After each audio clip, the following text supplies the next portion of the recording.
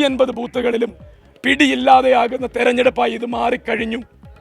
ഞാനത് ആവർത്തിക്കുകയാണ്. പിടികിട്ടാത്തത് കുറച്ച് കോൺഗ്രസ്സുകാർക്ക് മാത്രമാണ് എന്താണ് സംഭവിക്കുന്നതെന്ന്. എന്നിട്ട് പഴയ കണക്കും കൊണ്ട് വന്നു കഴിഞ്ഞാൽ പുതിയ കണക്ക്, പാലക്കാടിൻ്റെ പുതിയ കണക്ക് 23-ാം തീയതി വ്യക്തമാവും. അല്ലെങ്കിൽ നിങ്ങൾക്കൊരു കാര്യം ചെയ്യാം, നാളെയും മറ്റന്നാളുമായി വോട്ട് ചെയ്ത ജനങ്ങളോട് വെറുതെ ഒന്ന് ചോദിച്ചു നോക്കാം. അവർ പറഞ്ഞു തരും അവർ വോട്ട് ചെയ്ത് എന്തിനാണെന്ന്. എന്നാൽ തെരഞ്ഞെടുപ്പിൻ്റെ തുടക്കം മുതലുള്ള ഓരോ ഘട്ടങ്ങൾ കഴിയുമ്പോഴും ഇടതുപക്ഷ ജനാധിപത്യ മുന്നണി ഉയർത്തുന്ന രാഷ്ട്രീയവും ഇടതുപക്ഷ ജനാധിപത്യ മുന്നണിയുടെ സ്ഥാനാർത്ഥി ഡോക്ടർ പി സരിൻ്റെയും വലിയ രൂപത്തിൽ മനസ്സിൽ ഏറ്റുവാങ്ങുന്ന ഒരു സ്ഥിതിയാണ് ഉണ്ടായിട്ടുള്ളത്. അതോടുകൂടി ഈ മണ്ഡലത്തിലെ UDFൻ്റെ ഇത്തരം പ്രഖ്യാപനങ്ങളെല്ലാം ജനങ്ങൾ ആദ്യം തന്നെ തള്ളിക്കളഞ്ഞു. ഞങ്ങൾ തുടക്കം മുതൽ തന്നെ പറഞ്ഞു, ഇത്തവണ പാലക്കാട് അസംബ്ലി നിയോജക മണ്ഡലം വട്ടിയൂർക്കാവ് മാതൃകയിൽ ഞങ്ങൾ പിടിച്ചെടുക്കും, LDF പിടിച്ചിരിക്കും എന്നാണ് പറഞ്ഞത്. അതിനനുസൃതമായ എല്ലാ കാര്യങ്ങളും ഞങ്ങൾ ഉയർത്തിക്കൊണ്ടുവന്നു. ഇടതുപക്ഷ ജനാധിപത്യ മുന്നണി സ്ഥാനാർത്ഥി സരിൻ ഇതിനകം തന്നെ ജനങ്ങളുടെ മനസ്സിൽ വലിയ ഒരു തരംഗമായി മാറിക്കഴിഞ്ഞു. വൻ വിജയമായിരിക്കും ഉണ്ടാകാൻ പോകുന്നത്. നമസ്കാരം പ്രിയപ്പെട്ട പ്രേക്ഷകരെ, ന്യൂസ് ആൻഡ് വ്യൂസിലേക്ക് സ്വാഗതം. പാലക്കാട്ടെ ഉപതെരഞ്ഞെടുപ്പിൽ ആരും പുറത്തേക്ക് കാണാത്ത ഒരു തരംഗം ആഞ്ഞു വീശിയിട്ടുണ്ടോ? കടുത്ത അടിയൊഴുക്കുകൾ ഏത് മുന്നണിക്ക് അനുകൂലമായാണ് ഇക്കുറി പാലക്കാട്ട് സംഭവിച്ചത്? ആവശ്യമില്ലാതെ ഒരു ഉപതെരഞ്ഞെടുപ്പ് പാലക്കാട് അടിച്ചേൽപ്പിച്ചു എന്ന പഴിയെ മറികടന്ന് കോൺഗ്രസിന് പാലക്കാട് നിലനിർത്താനാകുമോ? അതോ BJPക്ക് വേണ്ടി പാലക്കാട് കോൺഗ്രസ് ബലി കഴിച്ച് ഡീലുണ്ടാക്കി എന്ന് വിളിച്ചു പറഞ്ഞതിന് കോൺഗ്രസിൽ നിന്ന് പുറത്തു പോയ സരിനിലൂടെ ഇടതുപക്ഷം പാലക്കാട് അട്ടിമറി വിജയത്തിലേക്കോ? തുടക്കം മുതൽ സരിൻ ആത്മവിശ്വാസത്തോടെ എണ്ണിപ്പറയുന്ന 70,000-ൽ പരം വോട്ടുകൾ നേടി തരംഗം തനിക്കൊപ്പമെന്ന് തെളിയിക്കുമോ ഡോക്ടർ പി സരിൻ? കൊടകരയും പാളയത്തിലെ പടയും നഗരസഭയിലെ കടുത്ത ഭരണവിരുദ്ധതയും മറന്ന് E. ശ്രീധരന് നൽകിയ വോട്ട് തനിക്കും കിട്ടുമെന്ന് വിശ്വസിക്കാമോ C. കൃഷ്ണകുമാറിന്? ട്രോളിയും വ്യാജ ഐഡിയും വ്യാജ വാറ്റും വ്യാജ വോട്ടും അതുമുതൽ ഏറ്റവും ഒടുവിൽ RSSനെ വിടാത്ത സന്ദീപ് വാര്യരെ കോൺഗ്രസ് കയ്യിലാക്കിയതും K. മുരളീധരൻ്റെ ഒളിയമ്പുകളും ചെന്നിത്തല ഉൾപ്പെടെയുള്ളവരുടെ മൗനവും കോൺഗ്രസ് വോട്ടുകളെ വല്ലാതെ ബാധിച്ചിട്ടുണ്ടോ?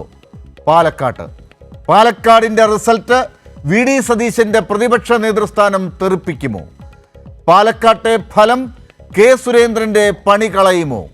നഷ്ടപ്പെടാൻ ഒന്നുമില്ലാത്ത LDFന് പാലക്കാട് ഫലം മൂന്നാം പിണറായി സർക്കാരിൻ്റെ തറക്കല്ലിടൽ ആകുമോ? അംഗത്തിനൊടുവിൽ തരംഗമോ പാലക്കാട്? ന്യൂസ് ആൻഡ് വ്യൂസ് പരിശോധിക്കുന്നു. ഇന്ന് ചർച്ചയിൽ ചേരുന്നവർ: CPIM പ്രതിനിധിയായി MLA കൂടിയായ K. പ്രേംകുമാർ, കോൺഗ്രസ് വക്താവ് നിജേഷ് അരവിന്ദ്, വലത് സഹയാത്രികൻ ഷാബു പ്രസാദ് എന്നിവർ. K. പ്രേംകുമാർ, താങ്കളിലേക്കാണ് ഏറ്റവും ആദ്യം വരുന്നത്. ഇടതുപക്ഷം വലിയ ആത്മവിശ്വാസത്തിലാണ്. ഇന്നിപ്പോൾ തെരഞ്ഞെടുപ്പ് പോളിംഗ് അവസാനിച്ച് ഏറ്റവും ഒടുവിൽ കണക്കുകൾ വരുമ്പോൾ പോളിംഗ് ശതമാനത്തിൽ 2021 അപേക്ഷിച്ച് കുറവുണ്ട്. ഏറ്റവും ആദ്യം CPIMൻ്റെ ജില്ലാ സെക്രട്ടറിയുടെ വാർത്താ സമ്മേളനമാണ് ഉണ്ടായത്. വലിയ ആത്മവിശ്വാസമാണ്. സ്ഥാനാർത്ഥി വലിയ രീതിയിൽ പറയുന്നു ഇത്ര വോട്ടുകൾ തനിക്ക് കിട്ടുമെന്ന്. ജില്ലാ സെക്രട്ടറി പറയുന്നു LDFന് വിജയം ഉറപ്പ് എന്ന്. എന്താണ് ഈ ആത്മവിശ്വാസത്തിന് അടിസ്ഥാനം?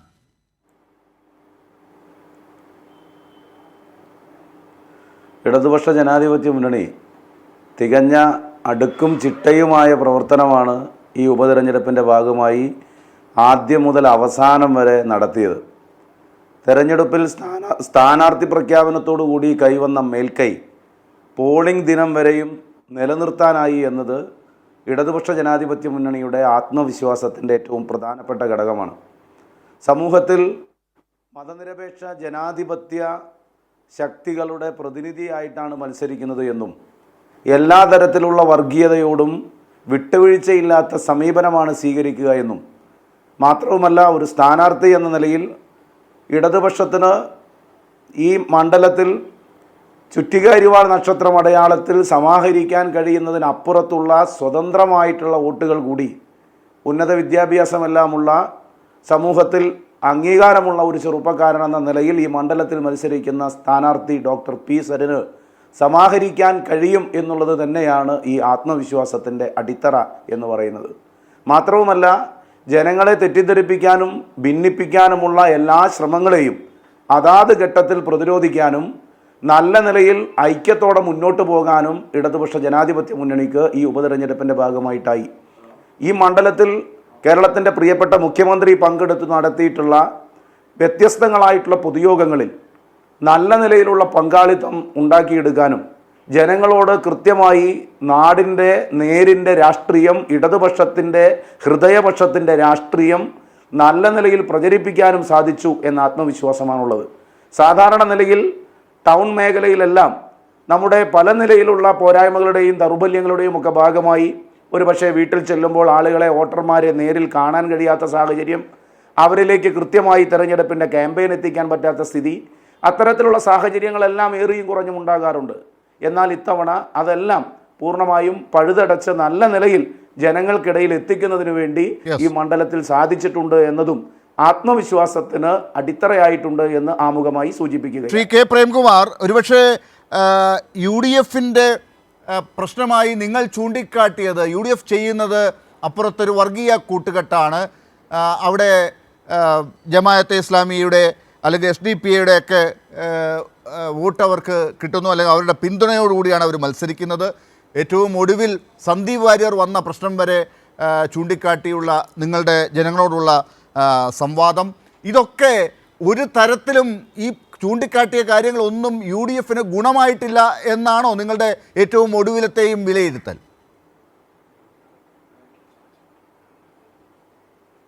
തീർച്ചയായും അതാണല്ലോ UDFനെ വിരളി പിടിപ്പിക്കുന്നത്. ഇടതുപക്ഷ ജനാധിപത്യ മുന്നണി സാധാരണ നിലയിൽ തെരഞ്ഞെടുപ്പിൽ സ്വീകരിക്കുന്നത് പോലെയോ അതിനേക്കാൾ മികച്ച നിലയിലോ ഉയർന്നു വന്നിട്ടുള്ള എല്ലാ പ്രശ്നങ്ങളോടും സമയബന്ധിതമായി പ്രതികരിക്കാൻ കഴിഞ്ഞിട്ടുള്ള സാഹചര്യമാണ് നമുക്ക് കാണാൻ കഴിയുന്നത്. സാധാരണ തെരഞ്ഞെടുപ്പിൽ വ്യാജ വോട്ടിനെ സംബന്ധിച്ചും കള്ളവോട്ട് ചേർത്തതിനെ സംബന്ധിച്ചുമൊക്കെ ചിലപ്പോൾ അതിൻ്റെ ഒരു പരിശോധനയൊക്കെ വരുന്നത് തെരഞ്ഞെടുപ്പ് കഴിഞ്ഞായിരിക്കും. എന്നാൽ അതിൽ നിന്ന് മാറി ഇലക്ഷന് മുമ്പ് തന്നെ, പോളിങ്ങിന് മുമ്പ് തന്നെ ഈ കാര്യം ഉന്നയിക്കാനും ബന്ധപ്പെട്ട തെരഞ്ഞെടുപ്പ് വരണാധികാരിയുടെ ശ്രദ്ധയിൽപ്പെടുത്താനും ഇടതുപക്ഷ ജനാധിപത്യ മുന്നണി എന്ന നിലയിൽ യോജിച്ച നിലയിൽ പ്രക്ഷോഭത്തിന് നയിക്കാനുമൊക്കെ LDFന് സാധിച്ചിട്ടുണ്ട്. ഇവിടെ നേരത്തെ ശ്രീ ലാൽ സൂചിപ്പിച്ചതുപോലെ ഇവിടെ വർഗീയമായിട്ടുള്ള ഒരു ചേരിതിരിവിനുള്ള പരിശ്രമം നടന്ന സന്ദർഭത്തിലെല്ലാം ഈ തെരഞ്ഞെടുപ്പിൽ ഇടതുപക്ഷം 3ാം സ്ഥാനത്ത് പോയ മണ്ഡലമാണ്, സാധ്യതയില്ല എന്ന് പറഞ്ഞിടത്തു നിന്ന് ഒരു മാധ്യമത്തിനും എന്ത് സംഭവിക്കുമെന്ന് പറയാൻ കഴിയില്ല എന്ന് പറയുന്ന നിലയിലേക്ക് ഇടതുപക്ഷത്തെ പൂർണ്ണമായും എതിർക്കുന്ന മാധ്യമങ്ങളാണെങ്കിൽ പോലും പാലക്കാട് മണ്ഡലത്തിൽ ആര് ജയിക്കുമെന്നത് കാത്തിരുന്നു കാണണം, അത് കൃത്യമായി മനസ്സിലാക്കാൻ പ്രവചിക്കാൻ കഴിയാത്തതാണ് എന്ന നിലയിലേക്ക് ഇടതുപക്ഷത്തെ എതിർക്കുന്ന മാധ്യമങ്ങൾക്ക് പോലും പറയേണ്ടി വന്നൊരു സാഹചര്യമുണ്ട്. ഞാനതിനെ പോസിറ്റീവായിട്ടാണ് കാണുന്നത്. ആര് വിജയിക്കുമെന്നതിനെ സംബന്ധിച്ച് പ്രവചിക്കാനാകില്ല എന്ന് പറയാനെങ്കിലും കഴിയുന്ന നിലയിലേക്ക് ഈ മണ്ഡലത്തിൽ ഇടതുപക്ഷ ജനാധിപത്യ മുന്നണിയുടെ അടുക്കും ചിട്ടയുമാർന്ന പ്രവർത്തനം മാറിയിട്ടുണ്ട്. ഞാനതിൻ്റെ ഓരോ ഘട്ടവും വിശദീകരിക്കുന്നില്ല. പക്ഷേ ഒന്നുറപ്പാണ്, ഇവിടെ ചില മതസമുദായങ്ങൾക്കിടയിൽ തെറ്റിദ്ധാരണ പരത്താനുള്ള നീക്കം വളരെ ശക്തമായിട്ട് നടന്നിരുന്നു. SDPIയുടെയും വെൽഫെയർ പാർട്ടിയുടെയും വോട്ട് വേണ്ട എന്ന് നിങ്ങൾ പറയുമോ എന്ന് അവസാനം വരെ ചോദിച്ചിട്ടും അതിനൊരു ഉത്തരം നൽകാൻ മതനിരപേക്ഷതയുടെ ജനാധിപത്യത്തിൻ്റെ പാരമ്പര്യം അവകാശപ്പെടുന്ന കോൺഗ്രസിന് കഴിയുന്നില്ല. ഞങ്ങൾക്ക് വേണ്ട SDPIയുടെയും അതുപോലെ തന്നെ വെൽഫെയർ പാർട്ടിയുടെയും സംഘപരിവാറിൻ്റെയും വോട്ട് എന്ന് പറയാനുള്ള അതിനുള്ള ആർജവം കാണിക്കാൻ യഥാർത്ഥത്തിൽ UDFന് കഴിഞ്ഞില്ല. ആദ്യം മുതൽ അവസാനം വരെ ഇടതുപക്ഷം ഉറപ്പിച്ചും തറപ്പിച്ചും പറഞ്ഞു, ഞങ്ങൾക്ക് ഒരു വർഗീയ തീവ്രവാദ ഭീകരവാദ സംഘടനകളുടെയും വോട്ട് ഞങ്ങൾക്ക് വേണ്ട, SDPIയുടെ വോട്ട് വേണ്ട, വെൽഫെയർ പാർട്ടിയുടെ വോട്ട് വേണ്ട, RSSൻ്റെ വോട്ട് വേണ്ട എന്ന നിലപാട് ഉയർത്തിപ്പിടിക്കാൻ കഴിഞ്ഞത് മതനിരപേക്ഷതയിൽ ഊന്നി നിൽക്കുന്നവർക്ക് സ്വാഭാവികമായും കൂടുതൽ സ്വീകാര്യമായിട്ടുണ്ട് എന്ന് തന്നെയാണ് ഞങ്ങൾ ശ്രീ വിലയിരുത്തുന്നത്. കെ പ്രേംകുമാർ, ഒരുപക്ഷെ ഈ ഉപതെരഞ്ഞെടുപ്പ് പാലക്കാട് വേണ്ടിയിരുന്നില്ല എന്ന് ജനങ്ങൾക്ക് പോലും ഒരു അഭിപ്രായമുണ്ടായിരുന്നു. അത് മതനിരപേക്ഷത മനസ്സിൽ കാണുന്ന വോട്ടർമാർക്ക് പ്രത്യേകിച്ച് പാലക്കാട് ഇതൊരു തരത്തിൽ റിസ്ക് ഉണ്ടാക്കുന്നതല്ലേ എന്ന ചോദ്യം തുടക്കം മുതൽ ഉണ്ടായിരുന്നതാണ്. അത് നിങ്ങൾ തന്നെ ചൂണ്ടിക്കാട്ടുന്നുണ്ടായിരുന്നു. ഒരുപക്ഷെ ഡോക്ടർ സരിൻ പോലും ആ കാര്യത്തിൽ വെള്ളം ചേർത്തുകൊണ്ടുള്ള നിലപാടുകൾ കോൺഗ്രസിനകത്ത് ഉണ്ടാകുന്നു എന്ന് പറഞ്ഞുകൊണ്ടാണ് പുറത്തേക്ക് വന്നതുമൊക്കെ. അത് ജനങ്ങൾ അതാണ് പ്രഥമമായി കണക്കിലെടുത്തത് എന്ന് നിങ്ങൾക്ക് ഉറപ്പിച്ചു പറയാനാകുമോ?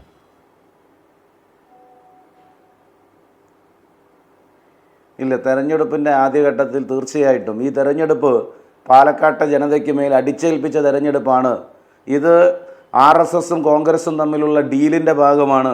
വടകരയിൽ ഷാഫി മത്സരിക്കുമ്പോൾ അവിടെ സഹായിക്കുകയും തിരിച്ചിവിടെ BJP ഈ മണ്ഡലത്തിൽ സഹായിക്കുകയും ചെയ്യാനുള്ള പ്ലാനാണ് എന്നതെല്ലാം കൃത്യമായി ജനങ്ങൾക്കിടയിൽ എത്തിക്കാൻ ഈ തെരഞ്ഞെടുപ്പിൻ്റെ ഭാഗമായി സാധിച്ചിട്ടുണ്ട്. അതുമാത്രമല്ല, ഞാൻ പറയട്ടെ, സാധാരണ നിലയിൽ ഒരു തെറ്റിദ്ധാരണ സമൂഹത്തിൽ വരാനിടയുണ്ട്. സുദീർഘമായ ഒരു സമയം, മോശമല്ലാത്തൊരു കാലം UDFൻ്റെ ഭാഗമായി, കോൺഗ്രസിൻ്റെ ഭാഗമായി, അതിൻ്റെ സോഷ്യൽ മീഡിയ സ്റ്റേറ്റ് ചുമതലക്കാരൻ എന്ന നിലയിലെല്ലാം പ്രവർത്തിച്ച ഒരാൾ പെട്ടെന്ന് LDFൻ്റെ സ്ഥാനാർത്ഥിയായി സീറ്റിന് വേണ്ടി വരികയാണോ എന്ന ചോദ്യം, ആ ചോദ്യത്തിന് ഏവർക്കും ഉത്തരം നൽകാൻ കഴിയുന്ന നിലയിൽ വളരെ വളരെ കൃത്യമായി ആ നിലപാട് വിശദീകരിക്കാൻ ഇടതുപക്ഷത്തിന് സാധിച്ചു എന്നുള്ളതാണ്. ഡോക്ടർ സരിൻ ഒരു തെരഞ്ഞെടുപ്പിൽ സ്ഥാനാർത്ഥിയാകാനുള്ള മോഹം കൊണ്ടല്ല എന്നും കോൺഗ്രസ് സ്വീകരിക്കുന്ന സമീപനം DCCയുടെ പ്രൊപ്പോസൽ തള്ളി ഇവിടെ DCC നിർദ്ദേശിച്ച K മുരളീധരൻ്റെ പേര് മാറി ഇവിടെ എങ്ങനെയാണ് UDFൻ്റെ ഇപ്പോഴത്തെ സ്ഥാനാർത്ഥിയുടെ പേര് വന്നത് എന്ന് കൃത്യമായി ബോധ്യപ്പെടുത്തി. അതിനെയെല്ലാം സാധൂകരിക്കുന്ന തെളിവുകളും വാർത്തകളുമാണ് തുടർന്ന് വന്നത്. DCCയുടെ കത്ത് ആദ്യം പുറത്തു വന്നില്ലല്ലോ. അപ്പോൾ ഈ ഡീല് വളരെ കൃത്യമായി നേരത്തെ നിശ്ചയിച്ചിട്ടുള്ള ഷാഫി, VD സതീശൻ കൂട്ടുകെട്ട്, കോക്കസ് അവർ നടത്തുന്ന ഒരു വളരെ വളരെ ഒരു ഗൂഢമായ ഒരു നീക്കത്തിൻ്റെ പദ്ധതിയുടെ ഭാഗമായിട്ടാണ് ഇപ്പോഴത്തെ സ്ഥാനാർത്ഥി ഇവിടെ വന്നത് എന്നും പാലക്കാട്ടുകാർ ആഗ്രഹിച്ച, പാലക്കാട്ടെ കോൺഗ്രസ്സുകാർ പോലും ആഗ്രഹിച്ച സ്ഥാനാർത്ഥിയല്ല ഇതെന്നും വളരെ കൃത്യമായി അറിയുന്ന സാഹചര്യം ഉണ്ടായി. നോക്കൂ ശ്രീ ലാൽ, ഇവിടെ നമുക്കറിയാം, മനസ്സിലാക്കാൻ കഴിയുന്ന മറ്റൊരു കാര്യം, കോൺഗ്രസിനെ കൂടുതൽ ഐക്യത്തോടെയും യോജിപ്പോടെയും നിർത്താനാണല്ലോ സ്വാഭാവികമായിട്ട് ശ്രമിക്കുക. അങ്ങനെ ശ്രമിക്കുമ്പോൾ എത്ര കോൺഗ്രസിൻ്റെ പ്രവർത്തകരും നേതാക്കളുമാണ് ഈ കഴിഞ്ഞ ഒരു മാസത്തിനിടയിൽ UDFൻ്റെ സ്ഥാനാർത്ഥി പ്രഖ്യാപനത്തിന് ശേഷം സരിൻ്റെ തുടർച്ചയായി UDF വിട്ടത്, കോൺഗ്രസ് വിട്ടത്. അപ്പോൾ അതിൻ്റെ എല്ലാം ജാള്യം മറയ്ക്കാനുള്ള ഒരു പദ്ധതി കൂടിയായിട്ടാണ് ശ്രീ സന്ദീപ് വാര്യരെ BJPയുടെ സംസ്ഥാന കമ്മിറ്റി അംഗത്തെ UDFൻ്റെ കൂടാരത്തിലേക്ക് കൂട്ടിയത്. എന്നാൽ അതിൻ്റെ ഭാഗമായിട്ട് എന്താ സംഭവിച്ചത്? സന്ദീപ് വാര്യർ ആദ്യം തന്നെ പോകുന്നത് പാണക്കാട്ടേക്കാണ്. താൻ പറഞ്ഞ പല വർഗീയമായിട്ടുള്ള പരാമർശങ്ങളും പ്രസംഗങ്ങളും നാവിൽ വിഷം തേച്ച് സംസാരിക്കുന്ന നിലയിൽ നടത്തിയിട്ടുള്ള വ്യത്യസ്തങ്ങളായിട്ടുള്ള അദ്ദേഹത്തിൻ്റെ എല്ലാ നിലയിലുള്ള സംസാരങ്ങളും ഞാനതാകെ നിഷേധിക്കുന്നു, തള്ളിപ്പറയുന്നു. RSSുമായി ഒരു ബന്ധവും ഉണ്ടാകില്ല, നരേന്ദ്രമോദിയുടെ നേതൃത്വം അംഗീകരിക്കില്ല എന്നൊന്നും പറയാൻ തയ്യാറായില്ല. അപ്പോൾ ഇവിടെ നേരത്തെ സൂചിപ്പിച്ചതുപോലെ മുഖ്യമന്ത്രിയെ സംബന്ധിച്ച് ഡോക്ടർ സരിൻ പറഞ്ഞ കാര്യങ്ങൾ, ആക്ഷേപിച്ച കാര്യങ്ങളൊക്കെ നിൽക്കില്ലേ എന്ന് ചോദിക്കാം. പക്ഷെ വളരെ കൃത്യമായി തന്നെ ആദ്യഘട്ടത്തിൽ തന്നെ സ്ഥാനാർത്ഥിയായി പ്രഖ്യാപിക്കുന്നതിന് മുമ്പ് തന്നെ ആ കാര്യങ്ങളെ സംബന്ധിച്ചെല്ലാം കൃത്യമായി തള്ളിപ്പറഞ്ഞുകൊണ്ടാണ് സരിൻ ഇടതുപക്ഷത്തേക്ക് വരുന്നതും തുടർന്ന് സ്ഥാനാർത്ഥിയാകുന്നതും. ആ നിലയിൽ ഇടതുപക്ഷം പറയുന്നതിൽ ശരിയുണ്ട്, അതിൽ വസ്തുതയുണ്ട്, സാമാന്യ നീതിക്ക് നടക്കാൻ പാടില്ലാത്തതാണ് ഇവിടെ നടന്നത് എന്ന് പാലക്കാട്ടെ ജനങ്ങളെ ബോധ്യപ്പെടുത്താൻ കഴിയുന്ന നിലയിലാണ് സരിൻ്റെ സ്ഥാനാർത്ഥിത്വം വരുന്നത്. ഡോക്ടർ സരിന് സ്റ്റെതസ്കോപ്പ് തന്നെ അടയാളമായി ലഭിച്ചു. പൊതുസമൂഹത്തിനിടയിൽ സ്ഥാനാർത്ഥി എന്ന നിലയിൽ മികവോടെ, ഊർജ്ജസ്വലതയോടെ സജീവമായി ഇടപെടാൻ അദ്ദേഹത്തിന് സാധിച്ചു. വിദ്യാഭ്യാസമുള്ള പൊതുപ്രവർത്തന രംഗത്ത് തീർച്ചയായിട്ടും നല്ല നിലയിൽ ഇടപെടാൻ കഴിയുന്ന ഒരു ചെറുപ്പക്കാരനെ ഈ മണ്ഡലത്തിൽ നിന്ന് ജയിപ്പിക്കണമെന്ന് ഈ നാട്ടിലെ ജനങ്ങൾ, പാലക്കാട്ടുകാർ ആഗ്രഹിക്കുന്നു എന്നാണ് മനസ്സിലാകുന്നത്. ശരി, ഞാൻ വരാം ശ്രീ കെ പ്രേംകുമാർ. കുറേ ചോദ്യങ്ങൾ ബാക്കിയുണ്ട്. നമുക്ക് എല്ലാ അതിഥികളിലേക്കും ഒന്ന് ആദ്യം പോകണമല്ലോ. നിജേഷ് അരവിന്ദ്, ഇപ്പോൾ EN സുരേഷ് ബാബു പാലക്കാട് CPM-ൻ്റെ ജില്ലാ സെക്രട്ടറി ഇപ്പോൾ 7 മണിക്ക് വാർത്താ സമ്മേളനം നടത്തി. ഈ പോളിംഗ് കഴിഞ്ഞ് ഔദ്യോഗികമായി കഴിഞ്ഞ് 1 മണിക്കൂർ കഴിഞ്ഞിട്ടാണ്. പക്ഷേ പലയിടത്തും പോളിംഗ് കഴിഞ്ഞത് തന്നെ 7 മണി അടുപ്പിച്ചാണ്. അപ്പോൾ അങ്ങനെ വരുമ്പോൾ കഴിഞ്ഞ ഉടനെ തന്നെ ഇത്ര ആത്മവിശ്വാസത്തോടുകൂടി CPM-ൻ്റെ ജില്ലാ സെക്രട്ടറിയുടെ ഒരു വാർത്താ സമ്മേളനം വരുന്നു. സ്ഥാനാർത്ഥി ഈ രീതിയിൽ പ്രതികരിക്കുന്നു, വിജയം ഉറപ്പാണ് എന്നുള്ള രീതിയിൽ തന്നെ പ്രതികരിക്കുന്നുണ്ട്. ഇതൊക്കെ മറ്റ് ക്യാമ്പുകളിലും ഉണ്ടാകുന്നുണ്ടോ എന്ന് നോക്കുമ്പോൾ നമ്മൾ അതൊക്കെ ബോഡി ലാംഗ്വേജ് ഒക്കെ ശ്രദ്ധിക്കുമല്ലോ. UDF-ൻ്റെ സ്ഥാനാർത്ഥിയുടെ അത്തരത്തിലൊരു പ്രതികരണം ഇതുവരെ കണ്ടില്ല. DCC അധ്യക്ഷൻ ശ്രീ തങ്കപ്പൻ്റെ ഒരു വാർത്താ സമ്മേളനം എൻ്റെ കണ്ണിൽ പെടാതെ പോയതാണോ എന്നറിയില്ല, അങ്ങനെയൊന്നും വന്നിട്ടില്ല. എന്താണ് ഈ പാലക്കാട് തെരഞ്ഞെടുപ്പ് മത്സരത്തിൻ്റെ ഫലത്തെക്കുറിച്ചുള്ള നിങ്ങളുടെ പ്രതീക്ഷ ഇപ്പോൾ?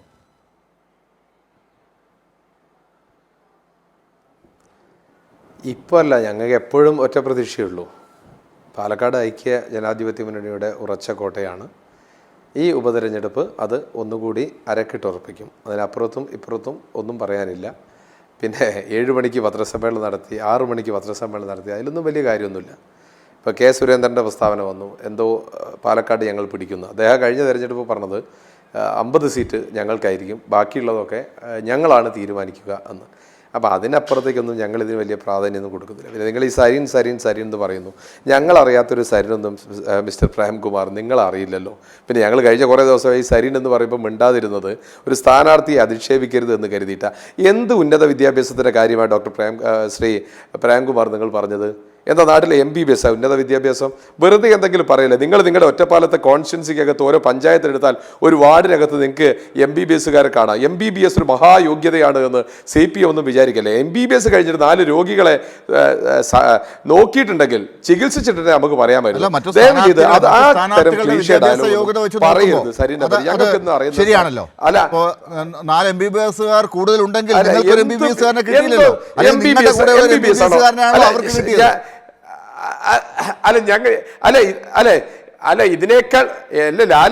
ഇതിനേക്കാൾ വലിയ MBBSകാരനെ മറ്റേ സർജറി റൂമിൽ നിന്ന് എടുത്തു കൊണ്ടുവന്നിട്ടല്ലേ തൃക്കാക്കര മത്സരിപ്പിച്ചത്? ജനങ്ങൾക്ക് വേണ്ടത് സർജറി എടുക്കുന്ന കൈയല്ല, സ്റ്റെതസ്കോപ്പും അല്ല.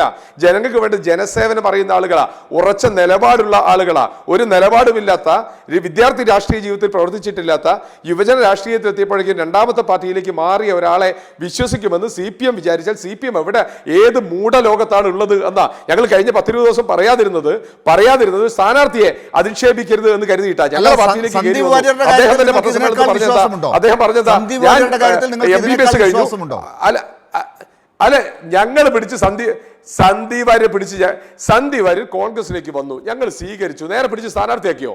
ഞാൻ അല്ല, നിങ്ങൾക്ക് പാലക്കാട്ട് സ്ഥാനാർത്ഥി ഉണ്ടോ? പാലക്കാട്ട് ഒരു അരിവാൾ ചുറ്റി നക്ഷത്രത്തിൽ ഒരാളെ മത്സരിപ്പിക്കാനുണ്ടോ? അടുക്കും ചിട്ടയുമായ പ്രവർത്തനം, കൃത്യമായ പ്രവർത്തനം. ഒരു സ്ഥാനാർത്ഥിയെ മത്സരിപ്പിക്കാനില്ലാത്ത രാഷ്ട്രീയ പാർട്ടി ഇവിടെ വന്ന് അടുക്കും ചിട്ടയും പറയുന്നത് കാസർഗോഡ് മുതൽ തിരുവനന്തപുരം വരെയുള്ള കുറെ ആളുകളെ പിടിച്ച് ബൂത്തില്ലാത്ത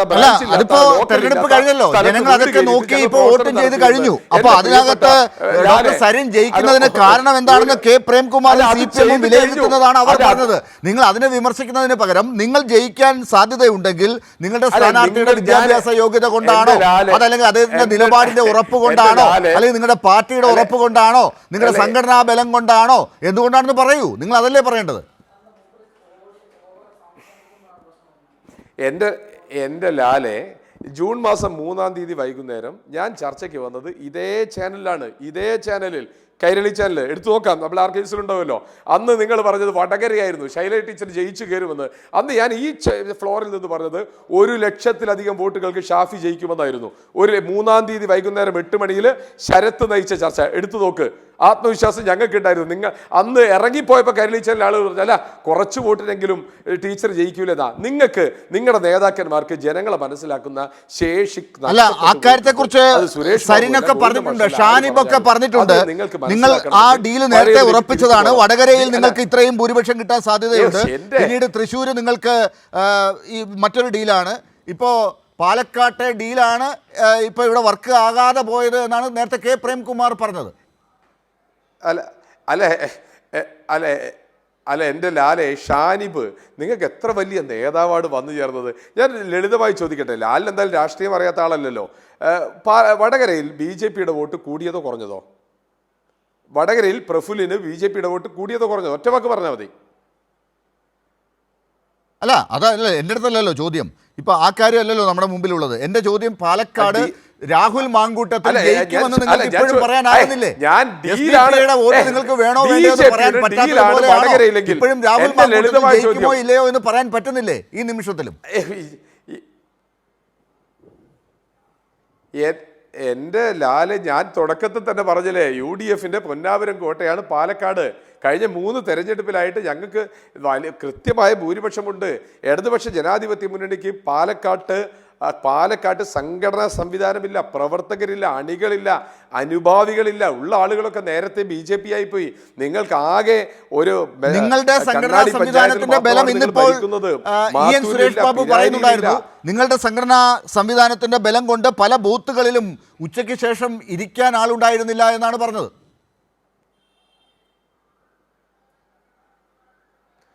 ആ കണക്കൊക്കെ വന്നോട്ടെന്നേ.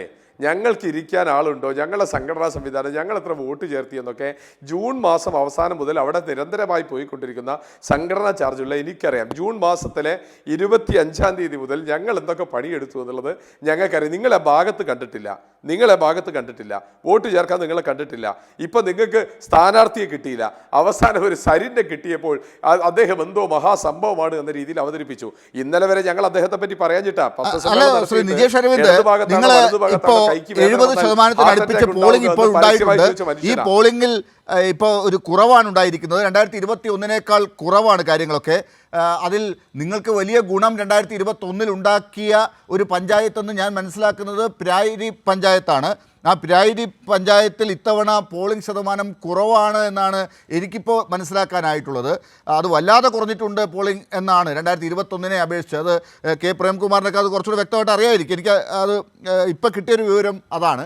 അപ്പോൾ അതനുസരിച്ച് നോക്കുമ്പോൾ മുനിസിപ്പാലിറ്റിയിൽ നിങ്ങൾക്ക് വേണ്ട വോട്ടുകൾ കിട്ടുന്നില്ല എന്ന് കാണുന്നു. അങ്ങനെയാണെങ്കിൽ നിങ്ങൾ ഇത്തവണ ഈ പോളിംഗ് ശതമാനത്തിൻ്റെ കുറവ് സൂചിപ്പിക്കുന്നത് നിങ്ങൾക്ക് വിജയിക്കാൻ സാധ്യതയില്ല എന്നാണ്. അത് നിങ്ങൾ മനസ്സിലാക്കിയിട്ടുണ്ടോ? അതാണോ നിങ്ങൾ വൈകുന്നേരമായപ്പോൾ വെണ്ണക്കര ഉൾപ്പെടെയുള്ള സ്ഥലത്ത് ചില സംഘർഷത്തിൻ്റെ സാധ്യതകൾ തേടിയത് എന്നൊരു ആരോപണവും കൂടി വന്നിട്ടുണ്ട്?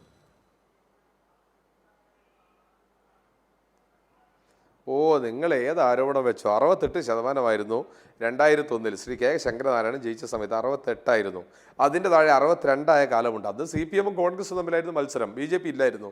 68 പിന്നീട് 72, 71, 77 2016 മാത്രമാണ് എത്തിയിട്ടുള്ളത്. കഴിഞ്ഞ തവണ 75 ഈ ശതമാനം ഒരു കാലത്തും ബാധിച്ചിട്ടില്ല. പിന്നെ മനക്കോട്ട 2 ദിവസം കൂടി ആർക്ക് വേണേ കൂട്ടിക്കോട്ടെ, കണ്ടോട്ടെ. ഒരു കാര്യത്തിൽ ഞാൻ ഉറപ്പിച്ച് പറയാം, CPM ഈ തവണത്തെ തെരഞ്ഞെടുപ്പിൽ ചെയ്ത ഏറ്റവും മോശകരമായ പ്രവൃത്തിയാണ് നാളെയുടെ കേരളം ചർച്ച ചെയ്യാൻ പോകുന്നത്. BJPയോട് കൈകോർത്ത് പിടിച്ച് KPM ഹോട്ടലിൽ വന്ന് ട്രോളി പിടിക്കാൻ പോയതും അതിനുശേഷം സിറാജ് പത്രത്തിലും സുപ്രഭാതം പത്രത്തിലും മാത്രം പരസ്യം കൊടുക്കുക, അത് പൈസ കുറഞ്ഞിട്ടാണ് എന്ന് പറയുക, വർഗീയത വിളമ്പുക. കഴിഞ്ഞ തെരഞ്ഞെടുപ്പിലൊക്കെ എത്ര കാലം വെറ്റുപോയിട്ടും നടന്നോ? കാഫർ മുതൽ ഇങ്ങോട്ട് നടന്നോ? ഇനിയെങ്കിലും ഒന്ന് പഠിക്കേണ്ട CPM. ഞങ്ങളുടെ പ്രശ്നം നിങ്ങൾ പോയാൽ, CPM പോയാൽ അവിടെ റീപ്ലേസ് ചെയ്യപ്പെടാൻ പോകുന്നത് BJP ആണ് എന്നുള്ള പ്രയാസം ഞങ്ങൾക്കുള്ളത്. നിങ്ങളുടെ വോട്ടുകൾ ഒലിച്ചു പോകുന്നത് BJP. അപ്പോഴും ഈ വൈകുന്നേരം നിങ്ങൾ പറയേണ്ട കാര്യം രാഹുൽ മാങ്കൂട്ടത്തിൽ എന്തുകൊണ്ട് ജയിക്കാൻ പോകുന്നു, ഈ കണക്കുകൾ എങ്ങനെ നിങ്ങൾക്ക് തുണയാകുന്നു, അതിൽ 2021 അപേക്ഷിച്ചുള്ള കണക്കുകളിലെ ശാസ്ത്രീയമായ വിശദീകരണം എന്താണെന്നാണ്. അത് താങ്കളിപ്പോൾ പോളിംഗ് ശതമാനത്തിൻ്റെ കാര്യത്തിൽ പറഞ്ഞത് 2001 2006 ഒക്കെ കണക്കുകളാണ്. പക്ഷേ ഞാൻ ഈ തെരഞ്ഞെടുപ്പ് കൂടി പഠിക്കുന്ന ഒരാളായതുകൂടി ഞാൻ താങ്കളടുത്ത് ഒരു കാര്യം ഞാൻ പറയുകയാണ്. ഈ സെഫോളജിസ്റ്റുകളൊക്കെ പറയുന്നത് തൊട്ട് മുമ്പിലത്തെ തെരഞ്ഞെടുപ്പിനേക്കാൾ വലിയ പോളിംഗ് ശതമാന കുറവുണ്ടാകുന്നുണ്ടെങ്കിൽ അതിൻ്റെ അർത്ഥം അവിടെ ഒരു അട്ടിമറി ഉണ്ടാകാൻ പോകുന്നു എന്നാണ്. അത് അവിടെ ഉണ്ടാകാൻ പോകുന്നു എന്ന് നിരീക്ഷിക്കുന്നവരോട് നിങ്ങളുടെ മറുപടി 2%. ഞാൻ അവിടുത്തെ വീടുകൾ കയറിയ ആളാണ്. 2%. ഈ അവിടെയുള്ള വിദ്യാർത്ഥികൾ ബഹുഭൂരിപക്ഷവും പഠിക്കുന്നത് പുറത്താണ്. നമ്മുടെ മംഗലാപുരത്തും പൂനെയിലൊന്നും അല്ല, പുറത്ത് UK പഠിക്കുന്നത്.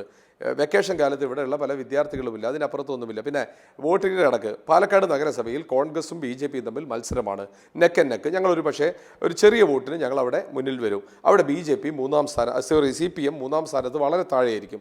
പിരായിരി പഞ്ചായത്തിൽ 6 മുതൽ 10 വരെ വോട്ടിന് ഭൂരിപക്ഷം ഞങ്ങൾ കിട്ടും. കണ്ണാടി പഞ്ചായത്തിൽ CPM ഉം കോൺഗ്രസും തമ്മിൽ ഒരു ഏകദേശം നെക്ക് ആൻഡ് നെക്ക്, ഒരു ചെറിയ ഭൂരിപക്ഷത്തിന് അപ്പുറം നോക്കും. മാത്തൂർ പഞ്ചായത്തിൽ ഞങ്ങൾ ലീഡ് ചെയ്യും. അവിടെ ഒക്കെ 3-ാം സ്ഥാനത്ത് BJP ആയിരിക്കും. ഇവിടെ 1-2 സ്ഥാനത്ത് ഇതിപ്പോ വൈകുന്നേരം DCC പ്രസിഡന്റ് തങ്കപ്പൻ തന്ന കണക്കാണോ, അതോ രാഹുൽ മാങ്കൂട്ടത്തിന്റെ കണക്കാണോ, അതോ നിങ്ങൾ അവിടെ പോയപ്പോ ഉള്ള അന്നത്തെ കണക്ക് വെച്ച് പറയുകയാണോ? പോളിംഗ് ശതമാനം കണ്ടിട്ട് തന്നെയാണോ ഈ കണക്ക്? എത്രയോ എൻ്റെ ലാലെ എത്രയോ കാലമായി പാലക്കാട്ടെ പൊളിറ്റിക്സിനകത്ത് ഞങ്ങൾക്കറിയാവുന്ന കണക്ക്, ശരി, നേരിട്ടറിയാവുന്ന കണക്ക്. ഞാനീ പറയുന്നത് മംഗലാപുരത്തെ പറ്റിയില്ല, ഈ എല്ലാ പഞ്ചായത്തിലെയും ബൂത്ത് തല യോഗങ്ങളിൽ ജൂൺ മാസം മുതൽ പങ്കെടുത്ത ആൾ എന്ന നിലയ്ക്കുള്ള ആധികാരികമായ കണക്കാണ്. തീർച്ചയായും നിങ്ങൾക്കൊക്കെയുള്ള അറിവുകൾ പ്രേക്ഷകരെ കേൾപ്പിക്കുക എന്നുള്ളത് തന്നെയാണ് ഞാൻ ഉദ്ദേശിക്കുന്നത്. ഞാൻ വരാം, താങ്കളിലേക്ക് വരാം. ശരി, ഞാൻ ഷാബു പ്രസാദിലേക്ക് ഒന്ന് പോകാം. ഷാബു പ്രസാദ്, ഇക്കാര്യത്തിൽ ഇപ്പോൾ BJPക്ക് ഒരു വലിയ ഒരു പ്രതിസന്ധിയാണ്. അതായത് 2-ാം സ്ഥാനത്ത് 2021 വന്നു. ഈ ശ്രീധരനിലൂടെ പാലക്കാട് കിട്ടുമെന്ന് കരുതിയതാണ്, അത് കിട്ടാതെ പോയി. ഇനി പാലക്കാട് കിട്ടണമെങ്കിൽ ഇപ്പോൾ കിട്ടിയില്ലെങ്കിൽ ഒരിക്കലുമില്ല എന്ന സ്ഥിതിയിലേക്കാണ് കാര്യങ്ങൾ എന്നുള്ളിടത്ത് ഇന്ന് വൈകുന്നേരം പോളിംഗ് കഴിയുന്ന അവസരത്തിൽ C കൃഷ്ണകുമാറിൻ്റെ മാധ്യമ പ്രവർത്തകരോടുള്ള അദ്ദേഹത്തിൻ്റെ അഭിപ്രായ പ്രകടനത്തിൽ ആ പ്രതീക്ഷ കാണുന്നുണ്ടോ എന്ന് ചോദിച്ചാൽ അത്ര ആത്മവിശ്വാസത്തോടു കൂടി അല്ല അദ്ദേഹം സംസാരിക്കുന്നത്. അതിനൊരു കാരണം അദ്ദേഹം പറയുന്നത് ഈ ഞാൻ നേരത്തെ പറഞ്ഞ പിരായിരിയിലെ പോളിംഗ് ശതമാനത്തിൻ്റെ കുറവും മുനിസിപ്പാലിറ്റിയിലെ ഒരു ഭരണവിരുദ്ധതയുണ്ട് എന്നുള്ള അദ്ദേഹത്തിൻ്റെ അറിവും ആണെന്ന് തോന്നുന്നു. BJPക്കും പ്രതീക്ഷയ്ക്ക് വകയില്ലേ പാലക്കാട്? താങ്കളുടെ തോന്നലുകൾക്കൊന്നും എനിക്ക് മറുപടി പറയാൻ കഴിയില്ല. കാര്യം അവരവരുടെ തോന്നലുകൾ എന്ന് പറയുന്നത് അവരവരുടെ ചിന്തയും അവരുടെ താല്പര്യങ്ങളും അനുസരിച്ചായിരിക്കും സാധാരണഗതി തോന്നലുകൾ ഉണ്ടാവുക. അതുകൊണ്ട് താങ്കളുടെ തോന്നലുകൾ ആ തോന്നലുകളായി തന്നെ ഇവിടെ ഇരിക്കട്ടെ. പിന്നെ ഇവിടെ പ്രേംകുമാറും താങ്കളും ഒക്കെ ഇവിടെ ആവർത്തിച്ച് പറയുന്നത് കേട്ടു, പാലക്കാട്ട് തീർച്ചയായും ജനങ്ങൾ ആഗ്രഹിക്കാത്ത ഒരു തെരഞ്ഞെടുപ്പ് അവരുടെ മുകളിൽ അടിച്ചേൽപ്പിക്കുകയായിരുന്നു, അതിൻ്റെ ഒരു പ്രതിഫലനം തീർച്ചയായും അവിടെ ഉണ്ടാകും എന്ന്. അപ്പോൾ തൊട്ടടുത്ത് കിടക്കുന്ന ചേലക്കരയിൽ ജനങ്ങൾ ആഗ്രഹിച്ചിരുന്ന ഒരു തെരഞ്ഞെടുപ്പാണോ എന്നുകൂടി നമുക്കൊന്ന് ആലോചിക്കേണ്ടതുണ്ട്. അതുകൊണ്ട് പറയുമ്പം ഇങ്ങനെയും കൂടെ ഒരു വശം അവിടെ ഉണ്ട് എന്നൊക്കെ ആലോചിക്കുന്നത് നല്ലതാണ്. ഞാൻ ആ ചോദ്യം ഉന്നയിച്ചതിന് കാരണം കേരളത്തിൽ നമുക്കറിയാം LDFും UDFുമാണ് പ്രധാനപ്പെട്ട 2 മുന്നണികൾ. ഇവിടെ BJPയെ എങ്ങനെ അധികാരത്തിലേക്ക് കൊണ്ടുവരരുത്, വർഗീയതയെ എങ്ങനെ അകറ്റി നിർത്താം എന്നുള്ള കാര്യത്തിലാണ് ഈ 2 മുന്നണികൾ തമ്മിൽ മത്സരിക്കുന്നത് എന്നുള്ളതാണ് നമ്മുടെയൊക്കെ അറിവ്. അതനുസരിച്ച് പാലക്കാടും ചേലക്കരയും തമ്മിൽ താരതമ്യം ചെയ്യുമ്പോൾ BJP ഒരു ത്രെട്ടായി നിൽക്കുന്നത് പാലക്കാട്ടാണ്. അതുകൊണ്ടാണ് പാലക്കാട് ഒരു റിസ്ക് ആണെന്നും അവിടെ ഒരു തെരഞ്ഞെടുപ്പ് ആഗ്രഹിച്ചിരുന്നില്ല ഈ മതേതര വോട്ടർമാർ എന്ന് ഞാൻ സൂചിപ്പിച്ചത്. എൻ്റെ ചോദ്യത്തിൽ മതേതര വോട്ടർമാർ എന്നുള്ള ഭാഗം താങ്കൾ കണ്ടില്ല എന്ന് തോന്നുന്നു. അല്ല, ഈ ഒരു കാര്യമുണ്ട്. പാലക്കാട് കഴിഞ്ഞ തെരഞ്ഞെടുപ്പിലെ 2-ാം സ്ഥാനത്ത് വന്നത് BJP ആണ്. നിങ്ങള് LDF ഡിസ്റ്റന്റ് തേർഡാണ്. അതായത് പാലക്കാട്ട് ഏറ്റവും കൂടുതൽ ജനങ്ങൾ അംഗീകരിക്കുന്ന 2ാമത്തെ കക്ഷി BJP ആണ് എന്നാണ് അതിൻ്റെ അർത്ഥം. അതുപോലെ കഴിഞ്ഞ തെരഞ്ഞെടുപ്പിലെ 2021 തെരഞ്ഞെടുപ്പിൽ ഷാഫി പറമ്പില് കഷ്ടിച്ച് 3000 വോട്ടിന്റെ ഭൂരിപക്ഷത്തിനാണ് അവിടെ ജയിക്കുന്നത്. അല്ല, അതിനൊരു കാരണമുണ്ട് സാർ. ഈ BJP ഡിസ്റ്റന്റ് സെക്കൻഡ് ആയതിന് ഒരു കാരണം ഈ ശ്രീധരനാണ്. ഈ ശ്രീധരൻ എന്നുള്ള സ്ഥാനാർത്ഥി അവിടെ വന്നതുകൊണ്ടാണ് ഈ ഷാഫി പറമ്പിലും ശ്രീധരനും തമ്മിലുള്ള വോട്ട് വ്യത്യാസം വളരെ നേർത്തത്. അത് ഇത്തവണ ഇല്ല, അത്തരം ഒരു പ്രതിഭാസം ഇത്തവണ ഇല്ല.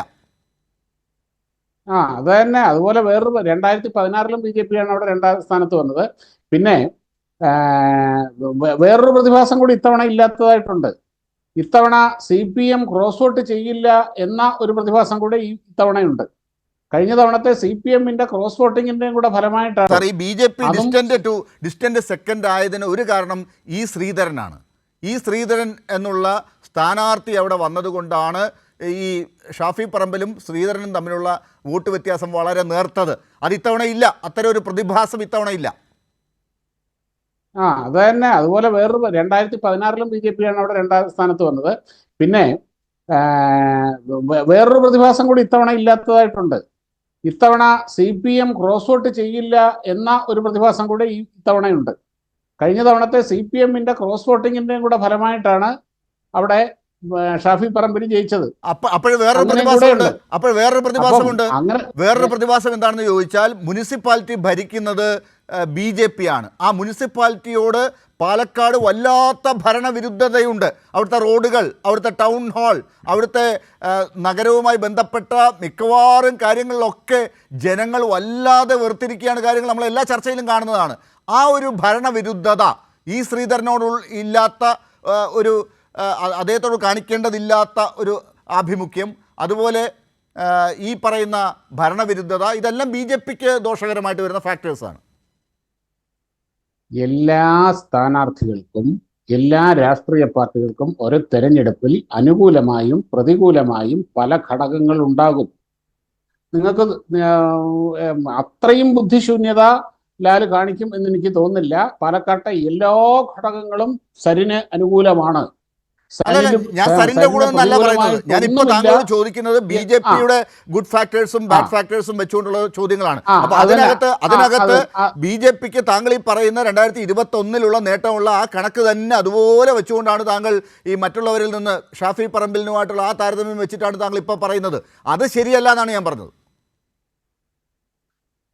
ലാലെ, ഞാൻ പറയാം, എനിക്ക് ഒന്നാമത് സുഖമില്ല. ഞാൻ താങ്കൾക്ക് പറഞ്ഞത് വെറുതെ കിടന്ന് ഒച്ചയും വിളി ഉണ്ടാക്കാൻ എനിക്കറിയാം. നേരത്തെ പറഞ്ഞതാണ്. താങ്കൾക്ക് തലവേദന ഉണ്ടാക്കുന്ന ചോദ്യം വരുന്നത് ഒഴിവാക്കാൻ പറ്റില്ല. അല്ല, തലവേദന എന്ന് പറഞ്ഞു കഴിഞ്ഞാൽ എൻ്റെ തലയ്ക്കുള്ള ഫിസിക്കൽ വേദനയുടെ കാര്യമാണ് ഞാൻ പറഞ്ഞത് കേട്ടോ. ഫിസിക്കലി എൻ്റെ തലവേദനയുടെ കാര്യമാണ് പറഞ്ഞത്. അല്ലാതെ എൻ്റെ മനസ്സിന് എനിക്കൊരു തലവേദന ഉണ്ടാക്കാൻ ലാൽ വിചാരിച്ചാൽ നടക്കില്ല കേട്ടോ. അത് അതിന് ഞാൻ പറയാം. ഫിസിക്കലി എല്ലാവർക്കും BJPക്ക് ഇനി ഞാൻ പറയട്ടെ. ഇനിയിപ്പം താങ്കളിവിടെ പറഞ്ഞല്ലോ കണക്കുകൾ, പഴയ കണക്കുകൾ വെച്ചിട്ടുണ്ട്. നമ്മുടെ കയ്യിലുള്ള അവസാനത്തെ കണക്കുകൾ വെച്ചുകൊണ്ട് മാത്രമാണ് നമ്മൾ സംസാരിക്കുന്നത്. അത് 2021 അസംബ്ലി തെരഞ്ഞെടുപ്പും 2024 പാർലമെന്റ് തെരഞ്ഞെടുപ്പുമാണ് ഇപ്പോൾ നമ്മുടെ മുമ്പിൽ അവൈലബിൾ ആയിട്ടുള്ള ഡേറ്റ. ആ ഡേറ്റ വെച്ചുകൊണ്ടാണ് നമ്മൾ സംസാരിക്കുന്നത്. ആ ഡേറ്റ ശരിയല്ല. ആ ഡേറ്റ ഇങ്ങനെയല്ല, പുതിയ ഡേറ്റ വരട്ടെ. അപ്പൊ എന്തായാലും ഒരു യാഥാർത്ഥ്യം ശരിയല്ല എന്ന് ഞാൻ പറഞ്ഞില്ല സാർ. ആ ഡേറ്റ ശരിയല്ല എന്ന് ഞാൻ പറഞ്ഞില്ല. 21 പക്ഷേ മറ്റ് ഘടകങ്ങളുണ്ട്. അതല്ല ഇപ്പൊ 24 ഉപതെരഞ്ഞെടുപ്പിൽ ഇപ്പോഴത്തുള്ള സ്ഥാനാർത്ഥി വേറെയാണ്. ആ BJPയോടുള്ള ആഭിമുഖ്യം ജനങ്ങൾക്ക് വേറെ രീതിയിലാണ്. അവിടുത്തെ മുനിസിപ്പാലിറ്റിയോടുള്ള ഭരണവിരുദ്ധതയുണ്ട്. അവിടെ BJPക്ക് മുമ്പില്ലാത്ത പ്രശ്നം ഇത്തവണ ഉള്ളത് 2 കാര്യങ്ങൾ ഞാൻ ചൂണ്ടിക്കാട്ടാം. ഒന്ന്, ഈ കുഴൽപ്പണവുമായി ബന്ധപ്പെട്ട് ശോഭാ സുരേന്ദ്രനുമായി ബന്ധപ്പെട്ട പ്രശ്നം. സന്ദീപ് വാര്യർ ഇല്ല. ഇത്രയുണ്ട്. ലാലെ, ഞാൻ നിർത്താൻ പോകും. എനിക്ക് വയ്യ സാർ. പറഞ്ഞോളൂ സാർ, എന്റെ ചോദ്യമാണത്. എനിക്ക് വയ്യ. ചുമ്മാ ഒരുമാതിരി നിങ്ങൾ ചുമ്മാ കിടന്ന് മനുഷ്യനെ ഒന്നാമത് സുഖമില്ലാതിരിക്കും. അതിനിടയ്ക്ക് കിടന്ന് ഈ വള എന്നും പറഞ്ഞുകൊണ്ട് ഇമാതിരി വെർബൽ ഡയറി കേൾക്കാനാണെങ്കിൽ നിങ്ങൾ വാട്സപ്പിൽ അത് റെക്കോർഡ് ചെയ്ത് എനിക്ക് അയച്ചതാ. ഞാൻ സൗകര്യം പോലെ കേട്ടോ. അല്ലെങ്കിൽ നിങ്ങൾ അവിടെ ഇരുന്ന് പറയും. ഞാനിപ്പോ പറഞ്ഞത് വെച്ച് മലയാള ഭാഷയിലെ പറഞ്ഞത് ശല്യപ്പെടുത്തരുത്. അത് തന്നെയാണ് പറഞ്ഞത്. അത് മലയാളത്തിൽ പറഞ്ഞുകൊണ്ടിരിക്കുമ്പോഴാണ് കിടന്ന് ഇടയ്ക്ക് കയറി കിടി എന്ന് പറഞ്ഞു. ഇനി ഇങ്ങോട്ടും അതുപോലെയാണ് തോന്നുന്നത്. ഞാനിവിടെ ഇത് പറയാം. ഇനി ഞാൻ അതാണ് ഇവിടെ നല്ല മലയാളത്തിൽ പറഞ്ഞത്. ഇനി ശ്രീധരൻ സാറിന് അവിടെ ശ്രീധരൻ എന്ന ഒരു ഇമേജ് ഉണ്ടായിരുന്നു എന്നുള്ളത് സത്യമാണ്. അവിടെ ഇപ്പോൾ മത്സരിക്കുന്നത് ആരാണ്? കൃഷ്ണകുമാർ ആരാണ്? കഴിഞ്ഞ 18-19 വർഷമായി ആ പാലക്കാടിൻ്റെ മണ്ണും മനസ്സും അറിഞ്ഞ, ആ ജനഹൃദയങ്ങൾ അത്രമാത്രം പൾസറിഞ്ഞ അവിടുത്തെ ഒരു ജനപ്രതിനിധി ആ മുനിസിപ്പാലിറ്റിയിൽ, ആ മണ്ഡലത്തിലെ സ്ഥിരതാമസക്കാരനായ, എത്രയോ കാലമായി ആ പാലക്കാടിൻ്റെ ആ എല്ലാ പൾസും അറിയാവുന്ന ആ ജനകീയനായ ഒരു ലോക്കൽ നേതാവാണ്, പാലക്കാട്ടുകാരനായ നേതാവാണ്, സ്ഥാനാർത്ഥിയാണ് BJPക്ക് ഉള്ളത്. ആ ഒരു അഡ്വാൻറ്റേജ് മറ്റ് 2 പേർക്കുമില്ല. അതില്ല. അത് ഇപ്പൊ ഈ ശ്രീധരൻ സാറിന്റെ കാര്യം പറഞ്ഞു പോകുമ്പോൾ BJP സ്ഥാനാർത്ഥിക്കുള്ള വലിയൊരു എഡ്ജാണത്. വലിയൊരു അഡ്വാൻറ്റേജ് ആണത്. സർ അതൊക്കെ വെച്ചുകൊണ്ടാണ് ശ്രീ ഷാബു പ്രസാദ് ഞാൻ ചോദിക്കുന്നത്. അങ്ങനെയാണെങ്കിൽ വെച്ചുകൊണ്ട് തന്നെ ഞാൻ അല്ല അതാണെങ്കിൽ പിരായിരിയിൽ കഴിഞ്ഞ തവണയുള്ള കണക്കുകളൊക്കെ വെച്ച് നോക്കുമ്പോൾ ഇത്തവണ അവിടെ BJPക്കും കുറേ വോട്ടുകൾ കിട്ടേണ്ടതാണ്, UDFനും വോട്ടുകൾ പിരായിരിയിൽ കിട്ടേണ്ടതാണ്. പക്ഷെ അതിനുള്ള സാധ്യത ഇല്ലാത്ത രീതിയിൽ അവിടെ ഒരു വല്ലാത്ത നെഗറ്റീവായി ഈ പറയുന്ന സ്ഥാനാർത്ഥിയുള്ള ആഭിമുഖ്യമൊക്കെ കാണിച്ചുകൊണ്ട് അവിടുത്തെ ആളുകൾ പോയി അദ്ദേഹത്തോട് ആവേശത്തോടുകൂടി വോട്ട് കാണിച്ച ഒരു കാഴ്ച അവിടെ കാണുന്നില്ല. അല്ല, ഈ വോട്ട് ചെയ്തിട്ടുണ്ടോ ഇല്ലയോ എന്ന് നിങ്ങൾ എപ്പോഴും ഇങ്ങനെയാണോ വിലയിരുത്തുന്നത്? അതെ, പോളിംഗ് അതിന് പെർസെന്റേജ് ശനിയാഴ്ച വരെ നമ്മൾ കാത്തിരിക്കേണ്ടി വരും. അപ്പൊ ശനിയാഴ്ച വരെ പിടിച്ചു നിൽക്കാൻ വേണ്ടി, നിങ്ങളുടെ വ്യൂവർഷിപ്പ് നിലനിർത്താൻ വേണ്ടിയിട്ട് നിങ്ങൾക്ക് ഇങ്ങനെ കുറെ അഭ്യാസങ്ങളും കാര്യങ്ങളും ഒക്കെ നിങ്ങളുടെ പ്രേക്ഷകരെ തൃപ്തിപ്പെടുത്താൻ വേണ്ടി നിങ്ങൾക്ക് പറയേണ്ടി വരും. അതിന്റെ യാഥാർത്ഥ്യം എന്താണെന്നുള്ളത് പുറത്തു വരാൻ പോകുന്നത് ശനിയാഴ്ചയാണ്, 23-ാം തീയതിയാണ്. അന്നേ അറിയുള്ളൂ. അല്ല, അതിൽ നിങ്ങളുടെ ഒരു വാദമാണ് അറിയേണ്ടത്. നിങ്ങളുടെ ഒരു വാദം അതിനകത്ത് എന്താണെന്നാണ് അറിയേണ്ടത്. പക്ഷെ അതിന് പകരം താങ്കൾ നേരത്തെ തെരഞ്ഞെടുപ്പിന് മുമ്പ് സ്ഥാനാർത്ഥിയെക്കുറിച്ച് പറഞ്ഞുകൊണ്ടിരുന്ന ആ പ്രസംഗം മാത്രം പറയുന്നു. സ്ഥാനാർത്ഥി നല്ലതാണ്, സ്ഥാനാർത്ഥിക്ക് അവിടെ എല്ലാം അല്ല, അറിയാം. പിന്നെ സ്ഥാനാർത്ഥി മോശമാണ് മറ്റേതെന്ന് പറഞ്ഞാൽ അതിന്റെ മറുപടിയേ ഞാൻ പറഞ്ഞിട്ടുള്ളൂ. നിങ്ങളുടെ ചോദ്യങ്ങൾക്കും നിങ്ങളുടെ വാദങ്ങൾക്കുമുള്ള മറുപടിയേ ഞാൻ പറഞ്ഞിട്ടുള്ളൂ. ഇനി ഒരു കാര്യം പറയട്ടെ. അവിടെ നിങ്ങൾ തന്നെ ഇവിടെ പറഞ്ഞു, അവിടുത്തെ ജനങ്ങൾക്ക് മടുപ്പുണ്ട്. അതായത് അവരാഗ്രഹിക്കാത്ത ഒരു തെരഞ്ഞെടുപ്പാണ് അവരുടെ മുകളിൽ അടിച്ചേൽപ്പിച്ചത്. ആ അടിച്ചേൽപ്പിച്ചതിലുള്ള പ്രതിഷേധം, അവർ വോട്ട് ചെയ്ത് ജയിപ്പിച്ചു വിട്ട ഒരു സ്ഥാനാർത്ഥി, അവർ വോട്ട് ചെയ്ത് ജയിപ്പിച്ചു വിട്ട അവരുടെ MLA അവരെ വഴിയിൽ ഉപേക്ഷിച്ച് പോയപ്പോൾ ഇനിയും അവർ കൊണ്ടുവരുന്നവർക്ക് വോട്ട് ചെയ്യണ്ട എന്ന ഒരു വിഭാഗം തീരുമാനിച്ചിട്ടുണ്ടെങ്കിൽ അവിടെ തീർച്ചയായിട്ടും അവിടെ അവർ വോട്ട് ചെയ്ത ആൾക്കാർ വീണ്ടും വോട്ട് ചെയ്യാതിരുന്നു. ശരി, അത് ക്യാപിറ്റലൈസ് ചെയ്യാൻ കൃഷ്ണകുമാറിന് ശ്രീധരനെ പോലെ സാധിച്ചിട്ടുണ്ടോ? അതോ ഡോക്ടർ സരിൻ ഇടത് സ്വതന്ത്രൻ, അദ്ദേഹം ഇടതുപക്ഷത്തിന്റെ വോട്ട് നേടും, സ്വതന്ത്രൻ എന്നുള്ള നിലയ്ക്കും വിദ്യാഭ്യാസം കൂടിയ ഒരാളെന്നുള്ള നിലയ്ക്ക് നേരത്തെ ഇവിടെ പറഞ്ഞ ഒരു ആരോപണം ഉണ്ടല്ലോ, അതൊക്കെ വെച്ചിട്ട് അദ്ദേഹം കിട്ടുന്ന ഒരു വോട്ടുണ്ട്. ആ വോട്ട് അദ്ദേഹത്തിന് കിട്ടും.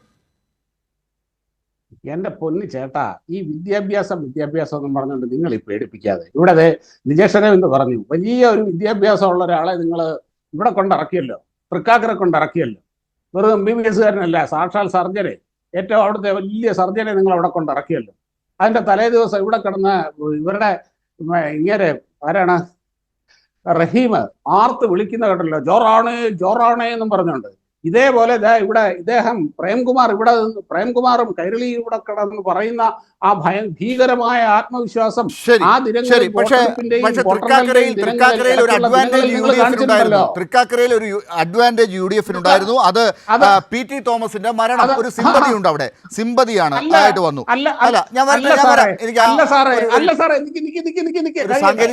ഒരു സാങ്കേതിക താങ്കളിലേക്ക് വരാം. ഒരു കണക്ഷൻ പ്രശ്നമുണ്ട്. കണക്ഷൻ വീണ്ടും വന്നിട്ട് ഞാൻ താങ്കളിലേക്ക് ദയവായി താങ്കൾ പോകരുത്. താങ്കൾ പറയുന്ന കണക്കുകൾക്ക് വലിയ പ്രാധാന്യമുണ്ട്. അത് BJPയുടെ ഒരു അവസ്ഥ എന്താണെന്ന് കൂടി ജനങ്ങൾക്ക് മനസ്സിലാക്കി കൊടുക്കാൻ പറ്റുന്നതാണ്. താങ്കൾ ദയവായി വരണം. ശ്രീ K. പ്രേംകുമാർ, ഇപ്പോൾ ഇവിടെ ഷാബു പ്രസാദ് ചൂണ്ടിക്കാട്ടിയ BJPക്ക് അഡ്വാൻറ്റേജ് ഉണ്ടാകാനുള്ള സാധ്യതകൾ, നിജേഷ് അരവിന്ദ് പറയുന്ന അദ്ദേഹം അവിടെ കണ്ട കാഴ്ചകൾ, ഇതൊക്കെ ഇടതുപക്ഷത്തിന് ഇത്രയും പ്രതീക്ഷ ഉണ്ടാക്കേണ്ട കാര്യമില്ല എന്നാണ് അദ്ദേഹം പറയുന്നത്. പക്ഷേ ഈ വിവാദങ്ങളൊക്കെ ഏറ്റവും ഒടുവിൽ നിജേഷ് ഉൾപ്പെടെ പറഞ്ഞ ചില വിവാദങ്ങൾ ഉണ്ടാക്കിയതൊക്കെ, അതിൽ പത്രപരസ്യമായി നിങ്ങൾ കൊടുത്ത കാര്യങ്ങൾ ഉൾപ്പെടെ ഉള്ള കാര്യങ്ങൾ നിങ്ങൾക്ക് തിരിച്ചടിയായിട്ടുണ്ടാകും എന്നാണ് അദ്ദേഹം പറഞ്ഞുകൊണ്ടിരിക്കുന്നത്. ഇതൊക്കെ നിങ്ങൾക്കിപ്പോൾ ഒരു വിലയിരുത്തലിനുള്ള സമയമാണ്.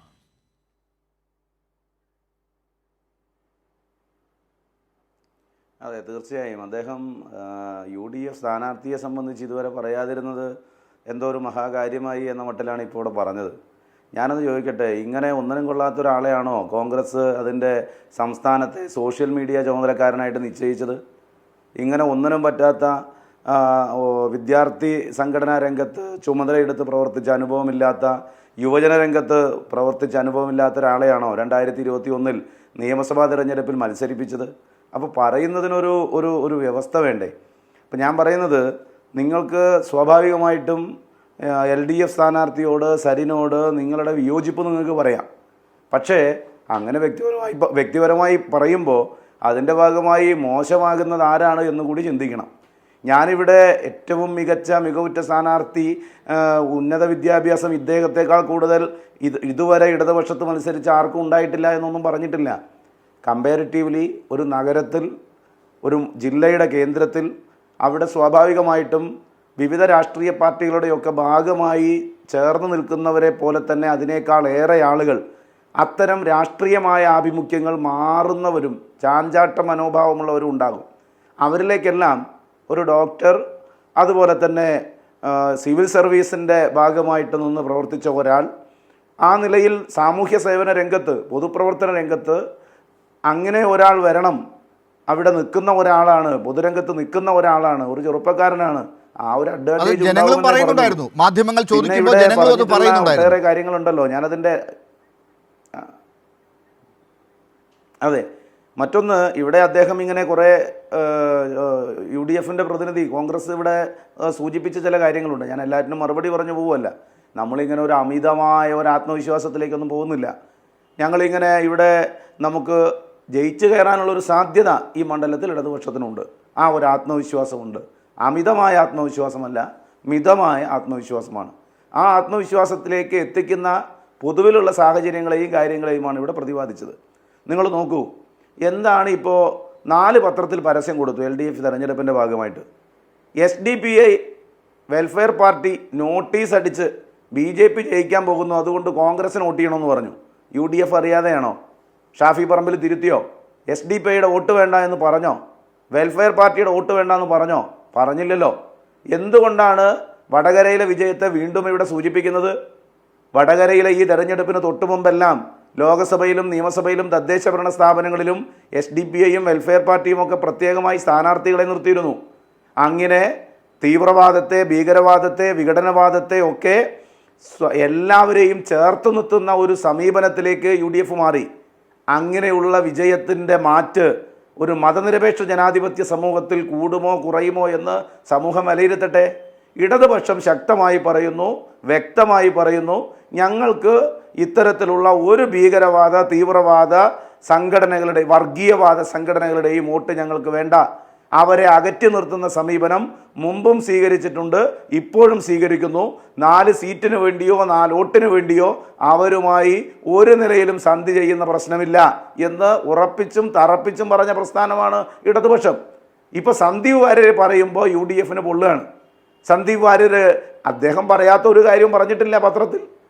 അദ്ദേഹം പറഞ്ഞ കാര്യങ്ങളും അദ്ദേഹത്തിൻ്റെ സ്റ്റേറ്റ്മെൻറ്റും അദ്ദേഹം സാമൂഹ്യ മാധ്യമങ്ങളിലൂടെ പങ്കുവച്ച കാര്യവുമാണ്. SDPIയും വെൽഫെയർ പാർട്ടിയും UDFനെ വിജയിപ്പിക്കാൻ നോട്ടീസ് ഇറക്കുമ്പോൾ എന്താണ് സന്ദീപ് വാര്യർ എന്ന് പറയുമ്പോൾ നന്നായി പൊള്ളുകയാണ് ഇവിടെ UDFന്, കോൺഗ്രസ്സിന്. SDPIക്ക് കൈ കൊടുക്കാം, പക്ഷേ LDFൻ്റെ സ്ഥാനാർത്ഥി മുമ്പ് കോൺഗ്രസ് ആയിരുന്ന സരിന് കൈ കൊടുക്കാൻ പാടില്ല. അപ്പോൾ ഇതെല്ലാം നാട്ടിലെ ജനങ്ങൾ കാണുന്നുണ്ട്. എന്തൊരു അസഹിഷ്ണുതയാണ്. ഇപ്പോൾ ട്രോളി വിവാദവുമായി ബന്ധപ്പെട്ട് എന്താ വിവാദത്തിൻ്റെ ഭാഗമായി കണ്ടതെന്താ? കേസെടുത്തോ ഇല്ലയോ, അതെവിടെ എത്തി എന്നതിനെ സംബന്ധിച്ചൊക്കെ സ്വാഭാവികമായിട്ടും അന്വേഷണത്തിൻ്റെ ഭാഗമായിട്ട് വരട്ടെ. താമസിക്കുകയേ ചെയ്യാത്ത ലോഡ്ജിൽ വലിയ ട്രോളിയായിട്ട് സ്ഥാനാർത്ഥി വരികയാണ്. പാണക്കാട്ടേക്ക് പോകുമ്പോൾ ഡ്രസ്സ് ചെയ്തിടണം എന്ന് കാണിക്കാനാണെന്നാണ് പറഞ്ഞത്. സ്വന്തം കാറിലും അല്ല, ഷാഫി പറമ്പിൻ്റെ കാറിലും അല്ല, വേറൊരു കാറിലാണ് പോകുന്നത്. അപ്പം ഞാൻ ഇതെല്ലാം സൂചിപ്പിക്കുന്നത് നാട്ടിലെ ജനങ്ങൾക്ക്, ജനങ്ങളുടെ ഒരു കോടതിയുണ്ട്. ആ കോടതിക്ക് ഇതിൻ്റെയൊക്കെ കാര്യങ്ങളും കാരണങ്ങളും വ്യക്തമായിട്ട് മനസ്സിലാകുന്നുണ്ട്. പാലക്കാട്ടെ കോൺഗ്രസ്സിന് വേണ്ടാത്തൊരു സ്ഥാനാർത്ഥിയെ VD സതീശൻ ഷാഫി പറമ്പിൽ കൂട്ടുകെട്ടിൻ്റെ, കോക്കസിൻ്റെ ഭാഗമായിട്ടുള്ള ഒരാളെ എന്തിനിവിടെ അടിച്ചേൽപ്പിക്കണമെന്ന ചോദ്യമാണ് അഭിമാനമുള്ള പാലക്കാട്ടെ വടകരയിലെ BJPയുടെ വോട്ടിന്റെ കാര്യം പറഞ്ഞപ്പോൾ തൃശ്ശൂരിലെ വോട്ട് പറയാതിരുന്നത്? ശരി, ഞാൻ വരാം. തൃശ്ശൂരില് 86,000 വോട്ട് UDFന് കുറഞ്ഞല്ലോ. ശരി, ഞാൻ വരാം. പ്രേംകുമാർ, നിജേഷ് അരവിന്ദ്, ഇക്കാര്യത്തിൽ പാലക്കാട് കോൺഗ്രസ് പാർട്ടിക്ക് വേണ്ടാത്ത സ്ഥാനാർത്ഥിയാണ് ഇപ്പോൾ നിങ്ങൾ വിജയിക്കും എന്ന് പറഞ്ഞുകൊണ്ടിരിക്കുന്നത് എന്നുള്ള ഒരു വലിയ ആരോപണമല്ല, അത് LDFൻ്റെ ഒരു ആരോപണമല്ല. നമ്മൾ കണ്ടതാണ് കത്ത്, DCCയുടെ കത്ത്, അതിനുശേഷം K മുരളീധരൻ്റെ ഈ അവസാനം വരെയുള്ള താല്പര്യമില്ലായ്മ, പലരും അവിടെ നിന്ന് ഇറങ്ങിപ്പോകുന്നവർ, കോൺഗ്രസിൽ നിന്ന് പോയ പല നേതാക്കളും സാധാരണ പ്രവർത്തകരല്ല, പല തരത്തിലുള്ള നേതാക്കളാണ്, പല റേഞ്ചിലുള്ള നേതാക്കൾ. അവർ പുറത്തേക്ക് പറഞ്ഞ കാര്യങ്ങൾ, സരിനിൽ നിന്ന് തുടങ്ങി പറഞ്ഞ കാര്യങ്ങൾ, ഇതൊക്കെ നിങ്ങൾക്ക് എതിർക്കാം, ഞങ്ങൾ തന്നെ ജയിക്കും, ഞങ്ങൾ ഇങ്ങനെയൊക്കെ കൈരളി പറയുന്നു അല്ലെങ്കിൽ മറ്റുള്ളവർ പറയുന്നു എന്നൊക്കെ വേണമെങ്കിൽ ഈ ചർച്ചയിൽ പറഞ്ഞൊഴിയാം. പക്ഷേ കൃത്യമായി ജനങ്ങൾ കണ്ടുകൊണ്ടിരിക്കുന്നവരോട് ഇപ്പോഴെങ്കിലും അവർക്ക് വിശ്വസനീയമായ ഒരു ഉത്തരം അക്കാര്യത്തിലുണ്ടോ?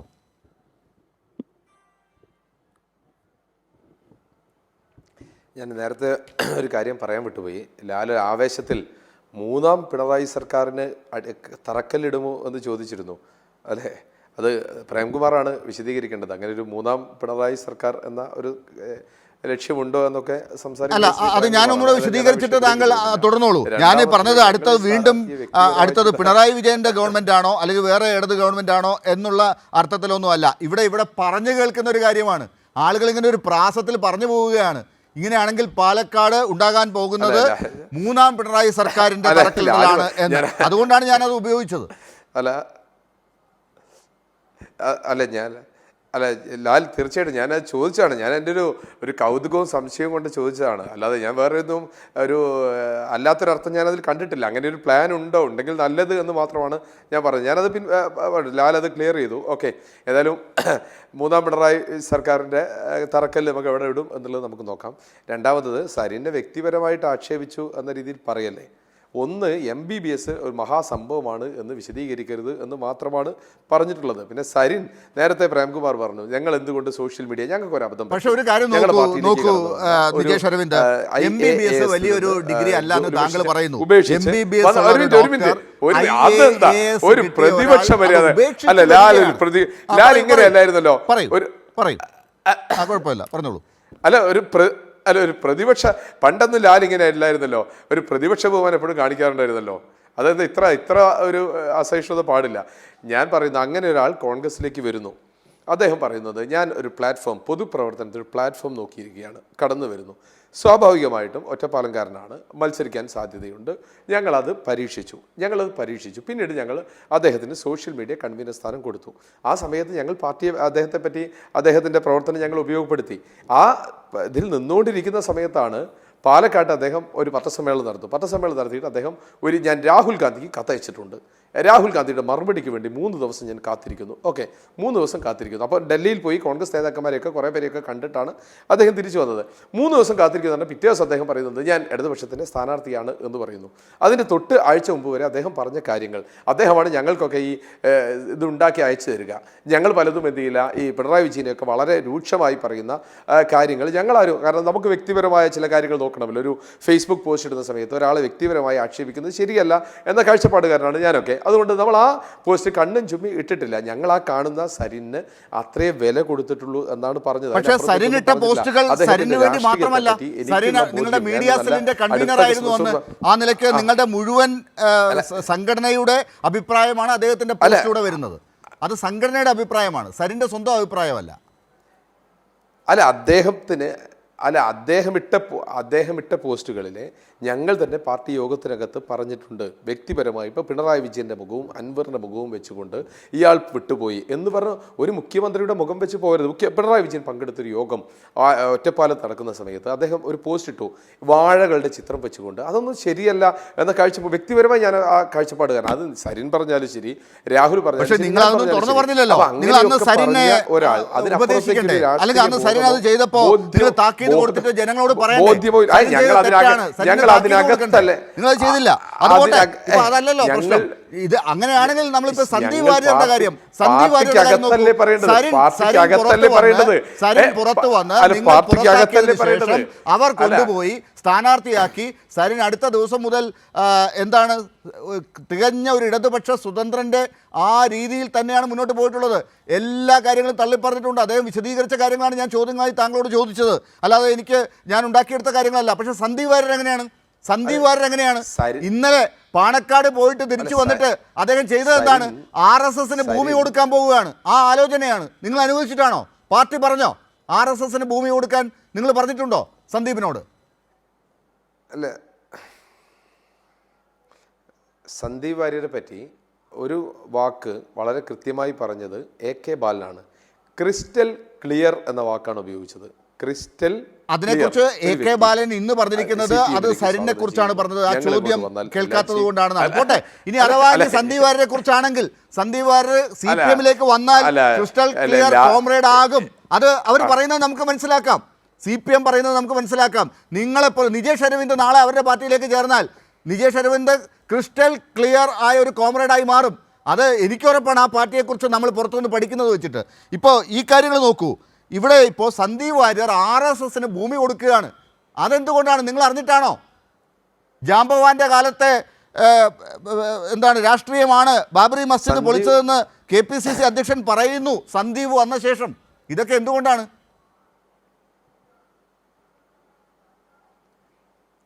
അല്ല, സന്ദീപ് വാര്യർ ഏറ്റവും ലളിതമായി പറഞ്ഞത് വെറുപ്പിൻ്റെ കമ്പോളത്തിൽ നിന്ന് സ്നേഹത്തിൻ്റെ കട തുറക്കാൻ ഞാൻ വരുന്നു എന്ന് പറഞ്ഞാൽ തള്ളിപ്പറഞ്ഞിരിക്കുന്നത് RSSനെയാണ്, RSS പ്രത്യയശാസ്ത്രത്തെയാണ്.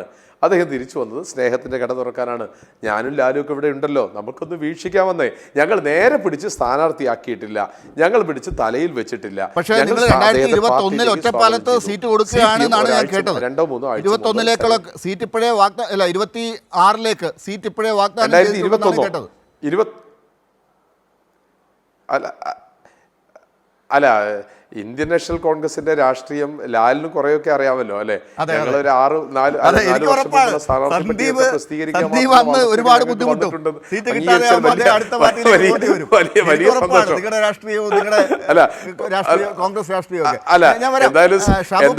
എന്തായാലും സന്ദീപിനെയും സരിനെയും താരതമ്യം ചെയ്യുമ്പോ സന്ദീപ് സീറ്റ് കിട്ടാഞ്ഞിട്ട് വന്നതാണോ, സരിന്റെ ഇച്ഛാഭംഗം കൊണ്ട് വന്നതാണോ? നമുക്ക് പിന്നീട് ശരി ഷാബു പ്രസാദ്, ഞാൻ നിജേഷ് അരവിന്ദനോട് വീണ്ടും ചോദിച്ചത് രാഹുൽ മാങ്കൂട്ടത്തിൽ എന്ന സ്ഥാനാർത്ഥിയെ കുറിച്ചായിരുന്നു. ആ സ്ഥാനാർത്ഥി അവിടെ വന്നതിനെ കുറിച്ചുള്ള കോൺഗ്രസിലെ കുഴപ്പങ്ങൾ നമ്മൾ കണ്ടതൊക്കെയാണല്ലോ, അതായിരുന്നു. പക്ഷേ അദ്ദേഹം അത് തൊടാതെയാണ് ഇപ്പോഴും ഉത്തരം പറഞ്ഞു പോയത്. ഈ കൃഷ്ണകുമാർ എന്ന സ്ഥാനാർത്ഥിയുടെ വ്യക്തിത്വത്തെക്കുറിച്ച് ഇത്തവണ ഈ ശ്രീധരനെ പോലെ താരതമ്യം ചെയ്ത് 2024 ഉപതെരഞ്ഞെടുപ്പിൽ ആളുകൾ വോട്ടിടാൻ ശ്രമിച്ചാൽ താങ്കൾ പറഞ്ഞതുപോലെ മുനിസിപ്പാലിറ്റി ഏരിയയിലൊക്കെ അദ്ദേഹത്തിന് കുറേ വോട്ടുകളുണ്ട്, അദ്ദേഹത്തിനെ കുറിച്ച് നല്ല അഭിപ്രായം പറയുന്നവരുമുണ്ട്.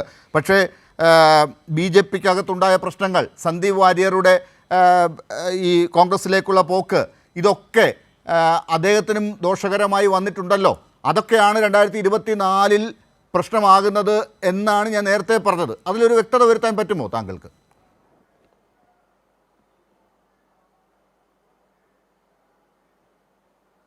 കൊടുത്തത് എന്നുള്ളതും അവിടെ നടന്ന ഡീൽ എന്തായിരുന്നു എന്നുള്ളത് ഇപ്പോൾ അങ്ങാടിപ്പാട്ടാണ്. അതായത് ഇവിടുന്ന് 9 MLA-മാരെ 9 കൗൺസിലർമാരെ കൊണ്ടുപോകും, 100 പ്രവർത്തകരെ കൊണ്ടുചെല്ലും എന്നൊക്കെ പറഞ്ഞു പോയപ്പോൾ ഈ സന്ദീപ് വാര്യരുടെ കൂടെ പോകാൻ ഒരു പൂച്ചക്കുഞ്ഞ് പോലും ഉണ്ടായില്ല എന്നുള്ളത് വേറെ കാര്യം. അത് മാത്രമല്ല, ആ സംഭവം കഴിഞ്ഞതിന് ശേഷം അവിടുത്തെ BJPയിലും അവിടെ സംഘപരിവാർ സംഘടനകളിലും എല്ലാം ഒരു പുത്തൻ ഉണർവാണ് ഉണ്ടായത്. ഒരു അത്യന്തം വാശിയോടുകൂടി ആ ഒരു സടകുടം എഴുന്നേറ്റ ഒരു സംഘപരിവാർ ആ ശക്തിയാണ് ഈ കഴിഞ്ഞ 3-4 ദിവസമായിട്ട് പാലക്കാട് കാണുന്നത്. BJPക്ക് കിട്ടേണ്ട ഓരോ വോട്ടും ഒന്നൊഴിയാതെ ചെയ്യിക്കാനും അത് ആ വിജയം ഉറപ്പുവരുത്താനും കൃഷ്ണകുമാറിന് കിട്ടേണ്ട വോട്ടുകളെല്ലാം പോൾ ചെയ്തു എന്ന് ഉറപ്പുവരുത്താനും ഉള്ള എല്ലാ ശ്രമങ്ങളും എല്ലാ വർക്കുകളും അവിടെ BJP ചെയ്തിട്ടുണ്ട്. സത്യത്തിൽ ഈ സന്ദീപ് വാര്യർ ഫാക്ടർ BJPക്ക് ഗുണമാവുകയാണ് ചെയ്തിട്ടുള്ളത് എന്നാണ് എൻ്റെ ഒരു ഈ വോട്ട് ഫ്രീസ് ആയത് എവിടെയായിരിക്കും? പോളിംഗ് ശതമാനം കുറഞ്ഞത് എന്തുകൊണ്ടായിരിക്കും ഇത്തവണ ഇത്രയധികം വലിയ ആവേശത്തോടുകൂടി മാധ്യമങ്ങളൊക്കെ പറഞ്ഞിട്ടും? ജനങ്ങൾ ആഗ്രഹിക്കാത്ത ഒരു തെരഞ്ഞെടുപ്പ് അവരിൽ അടിച്ചേൽപ്പിച്ച ആ കോൺഗ്രസിനോടുള്ള പ്രതിഷേധമാണ് കഴിഞ്ഞ തവണ അവർ വോട്ട് ചെയ്ത ആ ജനങ്ങൾ അവിടെ നിന്ന് മാറി നിന്ന് കാണിച്ചത്. അതാണ് സംഭവിച്ചിരിക്കുന്നത്. പിന്നെ CPM നിങ്ങൾ ഈ കിടന്ന് ഈ അലറി വിളിക്കുന്നതല്ലാതെ ഇടതുപക്ഷവും CPM-ഉം അവിടെയൊക്കെ ഔട്ട് ഓഫ് പിക്ചറാണ് സാറേ. നിങ്ങളൊന്നും പിക്ചറിലേ ഇല്ല. ഈ സരിനും ഇടതുപക്ഷവും കൂടെ അവിടെ കിടന്ന് കാണിക്കുന്ന ഈ കോമാളിത്തരം അല്ലാതെ മറ്റേ അത് നമുക്ക് ഈ ഷാബു പ്രസാദ് അവിടെ ഒരു ദിവസമെങ്കിലും പോയോ? ഈ പാലക്കാട് ഒരു ദിവസമെങ്കിലും ഷാബു പ്രസാദ് പോയോ? എന്തായാലും അതുപോലെ ഇനി നിങ്ങൾ എന്തായാലും പുതിയ ക്യാപ്സൂൾ ഉണ്ടാക്കി വെച്ചോളൂ ശനിയാഴ്ചത്തെ. അല്ല, ഞാൻ അവിടെ പോയതാണ്, ഈ പാലക്കാട് അവിടേക്ക് ഒന്ന് പഠിക്കാൻ വേണ്ടി പോയതാണ്. മാധ്യമങ്ങളിലൂടെ കാണുന്നുണ്ട്. ഷാബു പ്രസാദ് അവിടെ പോയതാണ് എന്റെ ചോദ്യം. നിങ്ങൾ തൃക്കാക്കരയിലും പുതുപ്പള്ളിയിലും ഒക്കെ പോയി ഇതേ വർത്തമാനം പറഞ്ഞായിരുന്നല്ലോ ഇലക്ഷന്റെ തലേ ദിവസം വരെ. പുതുപ്പള്ളി പോയി അവിടെ ചാണ്ടിയുമ്മനെ തോപ്പിക്കും എന്നും പറഞ്ഞുകൊണ്ട് ഇതേപോലെ ലാലും കൈരളിയും ഒക്കെ കിടന്ന് കുറെ തുള്ളി മറിഞ്ഞതാണല്ലോ ഇലക്ഷന്റെ തലേദിവസം, റിസൾട്ടിന്റെ തലേദിവസം വരെ. അതേപോലെ തന്നെ ഇവിടെ സംഭവിക്കും. അത്രേ ഉള്ളൂ. നിങ്ങൾ എന്തായാലും അവിടെയൊക്കെ ബി ജെ പിക്ക് എന്ത് പറ്റി? അവിടെയൊക്കെ ബി ജെ പിക്ക് എന്താണ് പറ്റിയത്? അതാ നല്ലത്. ഏത് എവിടെ? ഈ അവിടെ പുതുപ്പള്ളിയിലും തൃക്കാക്കരയൊക്കെ ഇതാണ് ബി ജെ പി അവിടെ ഒന്നും വലിയ ശക്തിയല്ല. ബി ജെ പി അവിടെ ഒരു ശക്തിയേ അല്ല. ബി ജെ പി അവിടെ പ്രതീക്ഷിച്ചിട്ടുമില്ല. ഇലക്ഷനാണ്, ഒരു ജനാധിപത്യ ഒരു പാർട്ടി, രാഷ്ട്രീയ പാർട്ടി എന്നുള്ള നിലയിൽ ബി ജെ പി കഴിയാവുന്ന രീതിയിൽ അവിടെ മത്സരിച്ചു അല്ലാതെ ബി ജെ പി അവിടെ ചെന്ന് ചാണ്ടി ഉമ്മനെ തലകുത്തി മറിക്കും, അല്ലെങ്കിൽ അങ്ങോട്ട് ചെയ്യും, ജോറാണേ എന്നും പറഞ്ഞുകൊണ്ട് അലറി വിളിക്കുക ഒന്നും ചെയ്തിട്ടില്ല. അതേസമയം പാലക്കാട് കഥ അതല്ല. താങ്കൾ പറഞ്ഞല്ലോ അവിടെ പി ടി തോമസിന്റെ മരണപ്പെട്ടുപോയ പി ടി തോമസിന്റെ കാര്യത്തിൽ അവിടെ തീർച്ചയായിട്ടും അവർക്കൊരു മുൻതൂക്കം ഉണ്ടായിരുന്നുവെന്ന്. പക്ഷേ ഈ പോളിംഗിന്റെ ദിവസം വരെ നിങ്ങൾ അത് പറഞ്ഞിട്ടുണ്ടോ? ഇല്ലല്ലോ. എന്തായിരുന്നു പറഞ്ഞിരുന്നത്? ഉണ്ട്. അത്തരം വിലയിരുത്തലുകളൊക്കെ ഉണ്ട്. ഒരുപക്ഷെ CPM അങ്ങനെ പറഞ്ഞോ എന്ന് എനിക്കറിയില്ല. പോളിംഗിന്റെ ആ ദിവസം വരെ ഈ തെരഞ്ഞെടുപ്പ് നിരീക്ഷിക്കുന്ന ആളുകളൊക്കെ പുതുപ്പള്ളിയിൽ ഉമ്മൻചാണ്ടിയോട് ഒരു സഹതാപ തരംഗമുള്ള കാര്യവും അതുപോലെ തൃക്കാക്കരയിൽ പി ടി തോമസിൻ്റെ സഹതാപ തരംഗമൊക്കെ അവിടെ ഉണ്ടെന്നുള്ള കാര്യമൊക്കെ സമ്മതിച്ചിട്ടുണ്ട്. ആ കാര്യങ്ങളൊക്കെ വിലയിരുത്തിക്കൊണ്ട് തന്നെയാണ് അവിടെ തെരഞ്ഞെടുപ്പിനെ പഠിച്ചത്, എല്ലാവരും വിലയിരുത്തിയതൊക്കെ. പക്ഷേ ഇവിടെ ഇപ്പോൾ പാലക്കാട് നമ്മൾ കാണുന്ന കാഴ്ച, പാലക്കാട് കഴിഞ്ഞ തവണ ബി ജെ പിക്കുള്ള നേട്ടമുണ്ടാക്കാനുള്ള ഒന്നും അവിടെ കാണുന്നില്ല. ബി ജെ പിക്ക് കുറേ നെഗറ്റീവ്സ് ഉണ്ട്, യു ഡി എഫിന് ഒരുപാട് നെഗറ്റീവ്സ് ഉണ്ട്. നമുക്ക് ശനിയാഴ്ച ഇത് ഉപയോഗപ്പെടും. തീർച്ചയായും. ശ്രീ ഷാബു പ്രസാദ്, നമ്മൾ ഈ തെരഞ്ഞെടുപ്പിന്റെ ഘട്ടത്തിലാണ് ചില പ്രധാനപ്പെട്ട കാര്യങ്ങളൊക്കെ വരുന്നത്. ഇപ്പോൾ ബി ജെ പിയുമായി ബന്ധപ്പെട്ട് കൊടകരയിലെ വെളിപ്പെടുത്തൽ, തിരൂർ സതീഷുമായി ബന്ധപ്പെട്ടുള്ള വെളിപ്പെടുത്തൽ വരുന്നു. അത് ബി ജെ പിക്ക് അകത്തുനിന്ന് തന്നെയാണ് വെളിപ്പെടുത്തൽ ഉണ്ടാക്കിയത് എന്ന വാർത്തകൾ വരുന്നുണ്ട്. അത്തരം കാര്യങ്ങൾക്ക് ശേഷമാണ് സന്ദീപ് വാര്യർ പുറത്തേക്ക് പോകുന്നത്. പഴയ ബി ജെ പി അല്ല പാലക്കാട് തെരഞ്ഞെടുപ്പിനെ നേരിട്ടതും ഇപ്പോൾ തെരഞ്ഞെടുപ്പ് കഴിയുമ്പോൾ ഇനി അതിനകത്ത് പഴയതുപോലെയുള്ള കാര്യങ്ങളാണോ? നാളെ മുതൽ കോൺഗ്രസിൽ കണ്ടതുപോലെയുള്ള കാഴ്ചകൾ അവിടെയും പ്രതീക്ഷിക്കാമല്ലോ. നമുക്ക് 2-3 ദിവസം അതല്ലേ നിങ്ങളുടെ അടുത്ത് പറഞ്ഞത്. നിങ്ങൾ പുതിയ ക്യാപ്സൂളൊക്കെ റെഡിയാക്കി വെച്ചോളൂ. കോൺഗ്രസും ഈ പറഞ്ഞ പോലെ പഴകി തേഞ്ഞ കുറെ ക്യാപ്സൂളുകൾ ഉണ്ടല്ലോ നിങ്ങളുടെ കയ്യിൽ. അതായത് കോൺഗ്രസിന്റെ വോട്ട് ബി ജെ പിക്ക് മറിച്ചു കൊടുത്തു, ഡീലാണ്, മറ്റേതാണ്, മറിച്ചതാണ്, ഇങ്ങനെയുള്ള കുറെ ക്യാപ്സൂളുകൾ നിങ്ങളും, അതേപോലെ തന്നെ പിണറായിയും സംഘപരിവാറും തമ്മിൽ ഡീലാണ് എന്നുള്ള ക്യാപ്സൂള് UDF-ഉം ഒക്കെ മെനഞ്ഞവിടെ വെക്കട്ടെ. നമുക്ക് എന്തായാലും ഇനിയിപ്പോ വോട്ടെല്ലാം പെട്ടിയിലായി കഴിഞ്ഞു. എന്തായാലും നിങ്ങളുടെ ക്യാപ്സൂൾ എന്താണ്? അതിന്റെ മേളിൽ കിടന്ന് നമ്മൾ ചർച്ച ചെയ്തിട്ടോ അല്ലെങ്കിൽ ഒന്നും കാര്യമില്ല. നമുക്ക് 2-3 ദിവസം കൊണ്ട് it's only matter of few days, അത്രയേ ഉള്ളൂ. നമ്മളൊക്കെ നിങ്ങൾ ഇവിടെ ഉണ്ടാവും, ഞാനും ഇവിടെ ഉണ്ടാകും എന്നൊക്കെയാണല്ലോ. നിങ്ങൾക്കൊരു ക്യാപ്സൂൾ ഉണ്ടാവുമല്ലോ, ഈ 2 ദിവസം എന്തെങ്കിലുമൊക്കെ പറയണമല്ലോ. അപ്പൊ അതിനകത്ത് എന്താണ് ഉത്തരം? അതാണ് കാര്യം. എന്തെങ്കിലുമൊക്കെ പറയണമല്ലോ, നിങ്ങൾക്ക് ലൈവായിട്ട് നിൽക്കണമല്ലോ, അതിന് വേണ്ടിയിട്ടില്ലേ. ഞാൻ പറയാനുള്ളത് പറഞ്ഞു. അവിടെ പെർഫെക്റ്റ്ലി ജയിക്കുമെന്ന് 100% ഉറപ്പിച്ച് പറയാനും ഞാൻ അങ്ങനത്തെ ഒരു സീസൺഡ് പൊളിറ്റീഷ്യൻ ഒന്നുമല്ല. പക്ഷേ അവിടെ ബി ജെ പിക്കും കൃഷ്ണകുമാറിനും ഒരു എഡ്ജ് ഉണ്ട്. Sandeep Warrier factor B J പിയെ കൂടുതൽ സഹായിച്ചിട്ടേ ഉള്ളൂ. ശരി, അങ്ങനെയാണെങ്കിൽ ആരുമായിട്ടാണ് ഷാബു പ്രസാദിന്റെ നിരീക്ഷണം വളരെ പ്രധാനപ്പെട്ടതാണ്. അങ്ങനെയാണെങ്കിൽ ആരുമായിട്ടാണ് ഈ എഡ്ജ്?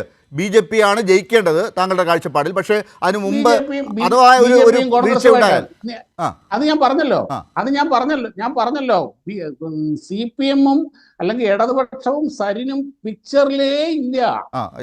നിങ്ങൾ ഈ കിടന്ന് ബഹളം വെക്കുന്നതല്ലാതെ അവിടെ മത്സരം എന്ന് പറയുന്നത് UDF-ഉം BJP-യും തമ്മിലാണ്. ശരി, കഴിഞ്ഞ 2-3 ഇലക്ഷനിൽ, എത്രയോ നാളായിട്ട്, കഴിഞ്ഞ ഏകദേശം 10 വർഷമായിട്ടുള്ള ഇലക്ഷനിൽ പാലക്കാട് നടക്കുന്ന അതാണ്. ശരി, ശ്രീ നിജേഷ് അരവിന്ദ്, ഏറ്റവും പ്രധാനപ്പെട്ട പല ചോദ്യങ്ങൾക്കും ഈ തെരഞ്ഞെടുപ്പ് കാലത്ത് നിങ്ങൾ മറുപടി പറഞ്ഞിട്ടേയില്ല. ജനങ്ങളോട് പറഞ്ഞിട്ടില്ല, മാധ്യമ പ്രവർത്തകരോട് നിങ്ങൾ മറുപടി പറഞ്ഞിട്ടില്ല. ഇന്നത്തെ ദിവസവും താങ്കളൊക്കെ പലതിൽ നിന്നും ഒഴിഞ്ഞു പോകുന്നു. ഇന്നിപ്പോൾ ഏറ്റവും ഒടുവിൽ കെ പ്രേംകുമാർ ചോദിച്ചൊരു ചോദ്യമുണ്ട്. നിങ്ങൾ SDPയുടെ വോട്ട് വേണോ വേണ്ടയോ എന്ന് നിങ്ങൾ കൃത്യമായി പറഞ്ഞിട്ടില്ല. നിങ്ങൾ വേണ്ട എന്ന് പറഞ്ഞിട്ടില്ല. ആ കാര്യത്തിൽ SDPI എന്ന് പറഞ്ഞിട്ടുണ്ട്. നിങ്ങളുമായി ചർച്ച നടത്തിയിട്ടുണ്ടെന്ന്. നിങ്ങളുമായി ലോക്സഭാ തെരഞ്ഞെടുപ്പിലും ചർച്ചയുണ്ടായിരുന്നു, ഇപ്പോഴും ചർച്ചയുണ്ടെന്ന് ഇന്ന് SDPIയുടെ ഭാരവാഹിയുടെ ഒരു സ്റ്റേറ്റ്മെൻറ്റ് വന്നിട്ടുണ്ട്. അപ്പോൾ അത് എന്താണ് ഇനി അതിന് മറുപടി? മാധ്യമങ്ങൾ എന്താണ് നിങ്ങളോട് ചോദിക്കില്ലല്ലോ, നിങ്ങൾ പറഞ്ഞാൽ കേൾക്കാം.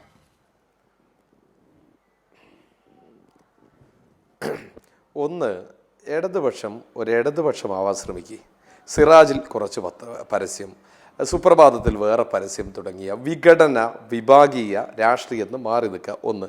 രണ്ട്, നിങ്ങൾ ചോദിച്ച ഒരു ചോദ്യത്തിനും ഞങ്ങൾ ഒളിച്ചോടില്ല. ഞങ്ങൾ ഏത് കാലത്തും KSU പ്രസിഡന്റിനും യൂത്ത് കോൺഗ്രസ് പ്രസിഡന്റും ഒക്കെ സീറ്റ് കൊടുക്കാറുണ്ട്, മത്സരിപ്പിക്കാറുണ്ട്, അവർ വിജയിക്കാറുമുണ്ട്. SFIയുടെ സംസ്ഥാന സെക്രട്ടറി ആർഷോ പാലക്കാട്ടുകാരനാ, ഒരു സീറ്റ് കൊടുത്തുണ്ടായിരുന്നോ? ഞങ്ങൾ KC വേണുഗോപാലിനെ കണ്ണൂരിലെ KC വേണുഗോപാലിനെ ആലപ്പുഴയിൽ കൊണ്ട് മത്സരിപ്പിച്ചു, ജയിപ്പിച്ചിട്ടുണ്ട്. യൂത്ത് കോൺഗ്രസിൻ്റെ മുഴുവൻ സംസ്ഥാന പ്രസിഡന്റുമാരെയും KSUവിൻ്റെ മുഴുവൻ സംസ്ഥാന പ്രസിഡന്റുമാരെയും മത്സരിപ്പിച്ചിട്ടുണ്ട്. പിന്നെ മൂന്നാമത്തത്, പാലക്കാട് നിങ്ങളുടെ വർക്ക്. ഞങ്ങളെ കോഴിക്കോട്ടെ, ഞാനിപ്പോൾ പണിയെടുക്കുന്നത് കോഴിക്കോട്ടെ ചേവായൂർ ബാങ്ക് ഇലക്ഷനിൽ ജില്ലയിലെ എല്ലാ ഭാഗത്തുള്ള സഖാക്കൾ ഒത്തുകൂടിയതുപോലെ കേരളത്തിലെ സഖാക്കൾ ഒത്തുകൂടി ഒരുമിച്ചിരുന്ന് ഇൻക്ലാബ് സിന്ദാബാദ്, ഡോക്ടർ സരീൻ സിന്ദാബാദ് എന്ന് വിളിച്ചപ്പോൾ നിങ്ങൾക്ക് കുറേ ആളുണ്ട് എന്ന് ഫീൽ ചെയ്തതാണ്. അത് നിങ്ങൾക്ക് 23 കാണാം. നാലാമത്തത്, പ്രിയപ്പെട്ട പ്രേംകുമാർ, വടകരയിലെ SDP ആണല്ലോ പറയുന്നത്. വടകര നിയോജകമണ്ഡലത്തിൽ കോഴിക്കോടിൻ്റെ അതിർത്തി പഞ്ചായത്ത് അഴിയൂരിൽ SDPIയുടെ പഞ്ചായത്ത് മെമ്പർ ആർക്കാ വോട്ട് ചെയ്തതെന്ന് ഒന്ന് പരിശോധിക്കുക. തലശ്ശേരി നഗരസഭയിൽ 2 കൗൺസിലർമാരാണ് വടകരയിൽപ്പെട്ട തലശ്ശേരി ക്കുള്ളത്. അവിടെ മത്സരം നടന്നപ്പോൾ LDFന്റെ സ്ഥാനാർത്ഥിക്ക് LDFന്റെ സ്ഥാനം നോക്ക്, പരിശോധിക്ക്. ഞാൻ അഴിയൂരിന്റെ കാര്യം പറയുന്നത്. തലശ്ശേരി 23 വോട്ടും 43 വോട്ടുമാണ്. ഞങ്ങൾ ഒരാളായിട്ട് ചർച്ച നടത്തിയിട്ടില്ല. രാഹുൽ മാങ്കൂട്ടത്തിന്റെ പ്രസ്താവന പറഞ്ഞു ഇത് നിങ്ങൾ മാധ്യമങ്ങളോട് പറഞ്ഞതാണ്. അല്ലെ, നിങ്ങൾ നേരത്തെയും കുറെ കാര്യങ്ങൾ കൊണ്ടുവന്ന് പറഞ്ഞതാണല്ലോ. കുറെ ദിവസമായല്ലോ തുടങ്ങിയിട്ട്. കഴിഞ്ഞ കുറച്ചു കാലം നിങ്ങൾക്ക് പ്രീണനം ഒരു മതത്തോടാണെങ്കിൽ ഇപ്പൊ മറ്റൊരു മതത്തോട് തുടങ്ങി. പ്രേംകുമാർ, അവസാനമായി ഈ കാര്യത്തിൽ UDFന്റെ ഉത്തരങ്ങൾ കിട്ടിയിട്ടുണ്ടോ? ചോദ്യങ്ങൾ ഇപ്പോഴും അവിടെ തന്നെ ഉണ്ടോ? എന്താണ് ഈ തെരഞ്ഞെടുപ്പിന്റെ ഫലം? ഇനിയും അവസാനമായി വരാനുള്ള സമയം ബാക്കിയുള്ളപ്പോഴും നിങ്ങൾ ചോദ്യങ്ങൾ ഉയർത്തിക്കൊണ്ടേയിരിക്കുകയാണോ?